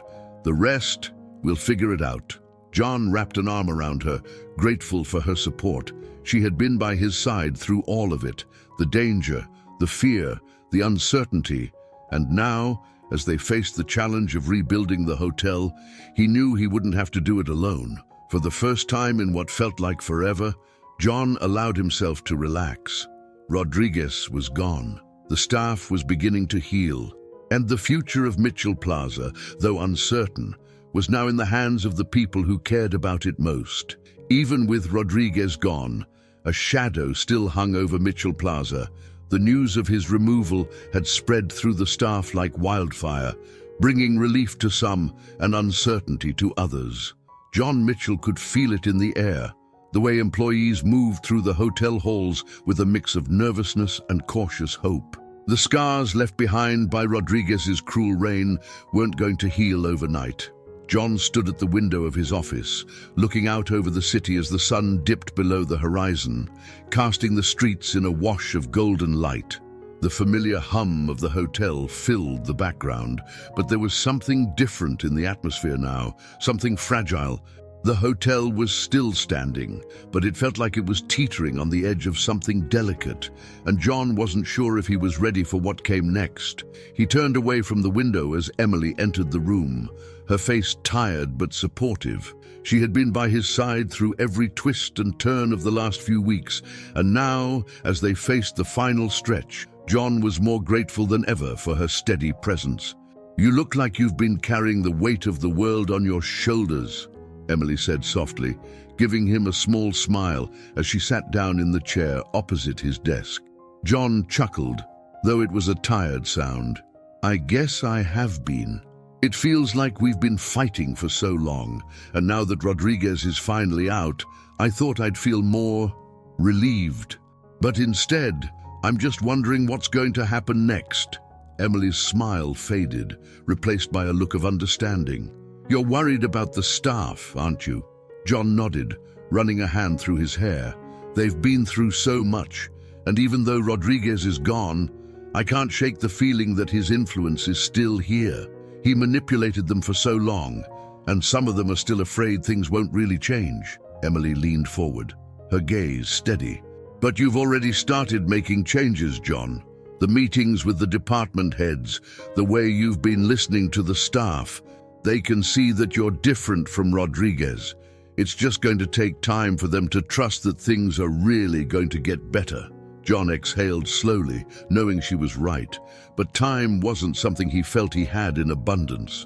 The hotel's reputation had been damaged by Rodriguez's corruption, and while they had prevented the worst from happening, the fallout still lingered. There were whispers among the staff, rumors about what Rodriguez had been planning in his final days. Some feared that his removal wasn't permanent, that he would find a way to worm his way back into power. John knew that was impossible. Rodriguez was out, and the board had made that clear. But the fear of his return was a testament to the deep-seated trauma he had inflicted on the staff. Rebuilding their trust was going to be harder than he had anticipated. "I want to do more than just undo the damage Rodriguez caused," John said, his voice firm despite his exhaustion. "I want to rebuild this place into something better than it was before. My father always believed that a hotel should be like a family, where the staff feels valued and the guests feel at home. That's what this place was supposed to be, but somewhere along the way, it got lost." Emily reached across the desk, taking his hand in hers. "You're doing exactly what your father would have wanted, John, and you're not alone in this. The staff is already starting to believe in the changes you're making." John squeezed her hand, feeling a small flicker of hope amidst the weight of responsibility. "I just hope it's enough." The following day, John stood in front of the gathered staff in the hotel's main ballroom, a microphone in hand as he prepared to address them for the first time since Rodriguez's removal. The room was filled with employees from every department: housekeeping, front desk, maintenance, and more. There was a nervous energy in the air, the kind that came with uncertainty and anticipation. John took a deep breath, scanning the room as he saw familiar faces, many of whom had been working at Mitchell Plaza long before he had taken over. These were the people his father had built relationships with, the people who had once trusted in the leadership of the hotel but had been burned by Rodriguez's reign. Now it was up to John to rebuild that trust. "Thank you all for being here today," John began, his voice steady as he addressed the crowd. "I know the last few months have been difficult for everyone, and I want to start by acknowledging the challenges we've all faced. Mitchell Plaza has been through a lot, and I know many of you have been hurt by what's happened." He paused, letting the weight of his words settle over the room. The employees were watching him closely, their expressions a mix of cautious hope and lingering doubt. "I want to be clear about one thing," John continued. "Rodriguez is gone. He will not be returning to this hotel, and I promise you that the toxic environment he created will not be tolerated here ever again." There was a ripple of murmurs through the crowd, and John could see the way some of the employees exchanged glances, as if testing the waters of his promise. "I've already met with many of you," John said, his tone softening as he addressed them directly. "And I've heard your concerns. I've listened to the stories of how difficult it's been to work under Rodriguez's rule, and I want you to know that I take those concerns seriously. Moving forward, things are going to change. This hotel is going to be a place where everyone feels valued, where your voices matter." He could feel the tension in the room beginning to ease, though it wasn't gone entirely. Trust wasn't something that could be rebuilt overnight, but John was determined to make good on his promises. "We're going to make changes to the way this hotel operates," John said, his voice filled with conviction. "But more than that, we're going to make sure that everyone who works here feels like they're part of something bigger. Mitchell Plaza is more than just a hotel, it's a community, and it's time we start treating it that way." As John finished speaking, the room was quiet for a moment, the weight of his words hanging in the air. Then, slowly, a few of the employees began to clap. The sound grew louder, spreading through the room as more and more staff members joined in. It wasn't a thunderous applause, but it was genuine. And for the first time since taking over the hotel, John felt like he was finally reaching them. After the meeting, John stood in the hallway, watching as the employees filed out of the ballroom, talking quietly among themselves. There was a different energy now, one that felt lighter, more hopeful. The doubt was still there, but it was starting to shift, starting to transform into something more positive. Emily appeared at his side, her expression bright. "That went well," she said, smiling. John nodded, feeling a sense of relief. "Yeah, I think it did." "It's a start." Emily glanced down the hallway, watching as the last of the staff members disappeared into the hotel corridors. "You've already made a difference, John. They're starting to believe in you." John smiled, though the weight of the responsibility still pressed down on him. "I hope so. There's still so much work to do." Emily looked at him, her gaze soft but firm. "You're doing it, one step at a time." John exhaled slowly, letting the weight of the moment settle over him. It had been a long journey, one filled with danger, deception, and uncertainty, but they had made it through. And now, as the hotel began to heal from the wounds left behind by Rodriguez, John felt a renewed sense of purpose. He wasn't just running a hotel anymore, he was rebuilding a community. As the sun set over the city that evening, casting the streets in shades of orange and gold, John and Emily stood together on the rooftop terrace of Mitchell Plaza, looking out over the skyline.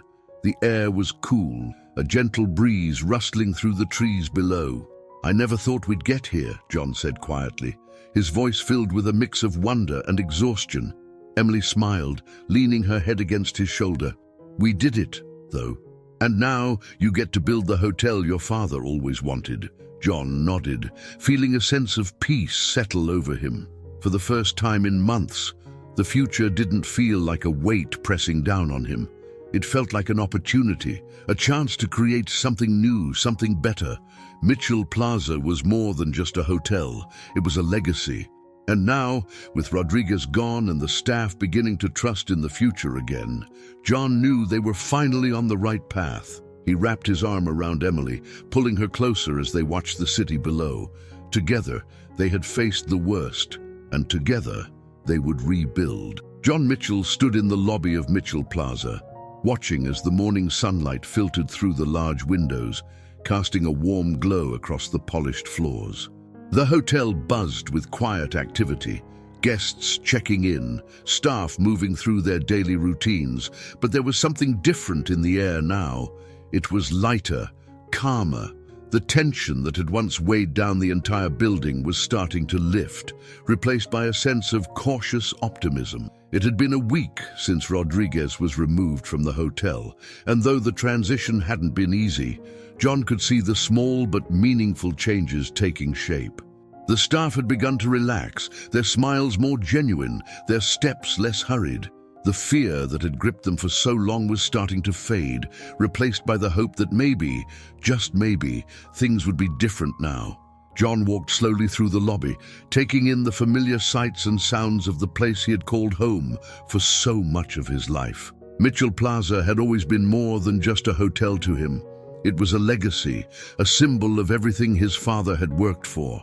And now, for the first time since taking over, John felt like he was truly living up to that legacy. As he made his way toward the front desk, he spotted Emily talking with one of the guests, her face bright with a smile as she helped them with their check-in.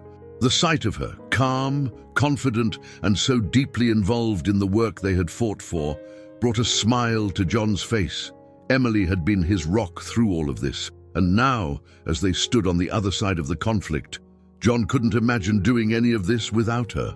Emily caught his eye, her smile widening as she finished with the guest and made her way over to him. "How's it looking out here?" she asked, her voice filled with the same cautious hope that John had been feeling all morning. "Better," John replied, glancing around the lobby. "The staff seems more relaxed. It's going to take time, but I think we're finally moving in the right direction." Emily nodded, her expression thoughtful. "It's incredible how much of a difference a week can make. People are starting to trust that things really are going to change." John exhaled slowly, his mind filled with everything that had happened in the past few weeks. From the undercover work to the confrontation with Rodriguez, it had been a whirlwind of tension, fear, and uncertainty. But now, standing in the quiet morning light, John could finally see the path forward. "I couldn't have done it without you," John said softly, turning to Emily. "You were with me through all of it. The danger, the fear, everything. I don't think I could have gotten through it alone." Emily smiled, her eyes soft as she looked at him. "You weren't alone, and you won't be moving forward. We're in this together, remember." John smiled, feeling a warmth spread through him. They had faced the worst, and together they had come out stronger. Now, it was time to build something new, something better. That afternoon, John met with the department heads once again, this time in the hotel's conference room. The mood in the room was lighter than it had been in their previous meetings, But there was still a sense of seriousness, of purpose. They all knew that the work ahead of them wouldn't be easy, but for the first time, there was a feeling of unity among them, a shared goal to rebuild the hotel into something they could all be proud of. John stood at the head of the table, addressing the group with the same calm determination he had found in himself over the past few days. "We've made a lot of progress in the last week," John began, his voice steady, "but we all know there's still a long way to go. The damage Rodriguez did to this hotel, both financially and to the morale of the staff, can't be undone overnight. It's going to take time, and it's going to take all of us working together." The department heads nodded, their expressions serious but hopeful. John had been meeting with each of them individually over the past few days, listening to their concerns, their ideas, and their hopes for the future of the hotel. The feedback had been invaluable, giving him a clearer picture of the changes that needed to be made. "The most important thing we can do right now," John continued, "is focus on rebuilding the trust of the staff. They've been through a lot, and they need to know that things are going to be different moving forward. We need to show them that their voices matter, that they're part of this hotel's success." There was a murmur of agreement around the table, and John could see the determination in the faces of the department heads. They had all seen firsthand the damage Rodriguez had caused, and now they were ready to help repair it. "We're going to start with small changes," John said, outlining the plans he had discussed with the board earlier in the week. "Better communication between departments, more transparency in decision-making, and a focus on employee well-being. We're going to invest in the people who make this hotel what it is." As the meeting continued, John could feel the energy in the room shifting. There was still a long road ahead, but the sense of purpose, of unity, was growing stronger with every conversation.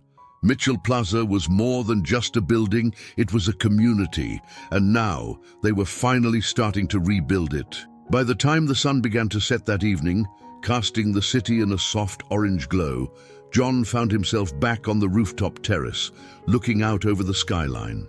It had become his favorite place to reflect, to take a step back and see the bigger picture. Emily joined him a few minutes later, her footsteps soft as she walked up beside him. "Long day?" she asked, though her smile showed that she already knew the answer. John chuckled softly, nodding. "It was, but a good one. I think we're really starting to make progress." Emily leaned against the railing, her eyes following the same skyline John had been gazing at. "You're doing exactly what your father would have wanted, John. He built this hotel to be more than just a business. It was always about the people, about creating a place where everyone, staff and guests, felt valued." John nodded, feeling a sense of peace settle over him. "That's what I want too. I just didn't realize how far we had drifted from that until everything with Rodriguez happened." Emily reached out, taking his hand in hers. "But you're bringing it back. You're rebuilding what your father started, and you're making it even better." John smiled, his heart full. The weight of responsibility was still there, but it felt different now, less like a burden and more like a purpose. He wasn't just running a hotel, he was carrying on his father's legacy, and in the process, he was creating something new, something that reflected the values he believed in. As they stood together on the terrace, watching the city come to life below them, John felt a deep sense of gratitude. For the first time in what felt like forever, the future didn't feel uncertain. It felt full of possibility.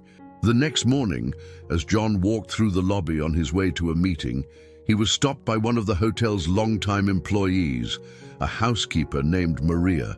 She had been working at Mitchell Plaza since the days when John's father had run the hotel, and her warm smile had always been a source of comfort for him. "Mr. Mitchell," Maria said, her voice kind but serious, "I just wanted to say thank you for everything you've done. Things are already feeling different around here, and I think it's because of you." John smiled, feeling a surge of emotion at her words. "Thank you, Maria. That means a lot to me. But it's not just me, it's all of us. We're building this together." Maria nodded, her smile widening. "I know, but it's good to have a leader who cares about us. Your father would be proud." John's heart swelled with pride and gratitude. "Thank you, Maria. That means the world to me." As he continued his walk through the lobby, John couldn't help but feel a sense of peace. The hotel was still standing, and so was he.